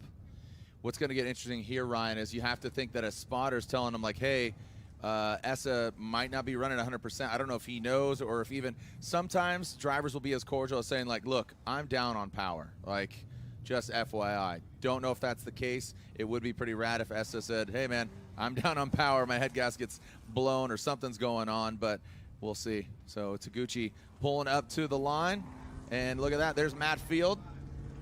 Oh, man. So even with Essa down on power, Taguchi is calling a competition timeout. So another NGK competition timeout. All right, so we got another NGK competition timeout here. Michael Essa is like, oh, man, unfortunate for him. He's just delaying. I don't want to say the inevitable because it wasn't a bad chase run, but he did have that gap. So, hey, shout out to his FCP Euro Liqui Moly Achilles tire team working hard to get his car out here. We'll see what happened to Kazuya Taguchi's car. Maybe Laurent Nickel could catch up with one of Kazuya's teammates and find out what's going on, as looks like Matt Field already into the burnout box. So Matt Field changed out his tires, and Frederick Osbo did change out his rear Nitto tires. And like I said, Laurent Nickel, who you got? Hey guys, Jay Chang was just telling me what was going on with Matt Field, so tell the fans at home. Yeah, Matt hit the wall exiting zone 2 and knocked out his toes. So there were some pieces that broke, and we had to replace them. We put the car up in the air, replaced all the parts, and then did an alignment and got him right back out. Jay, thank you so much. Thank you. Guys. Thank you, Laurent. We're back at it once again, as we could see Frederick Osbo warming up his Nitto tires and getting it going. The Rockstar Energy Drink Toyota Racing Toyota Supra.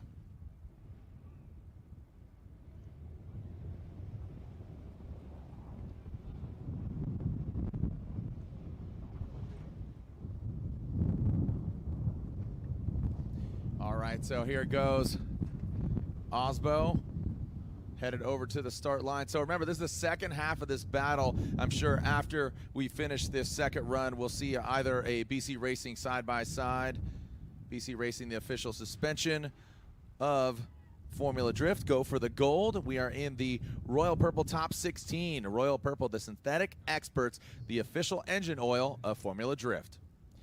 Matt Field got knocked down to 16 yesterday. Frederick Osbo obviously took it to the top.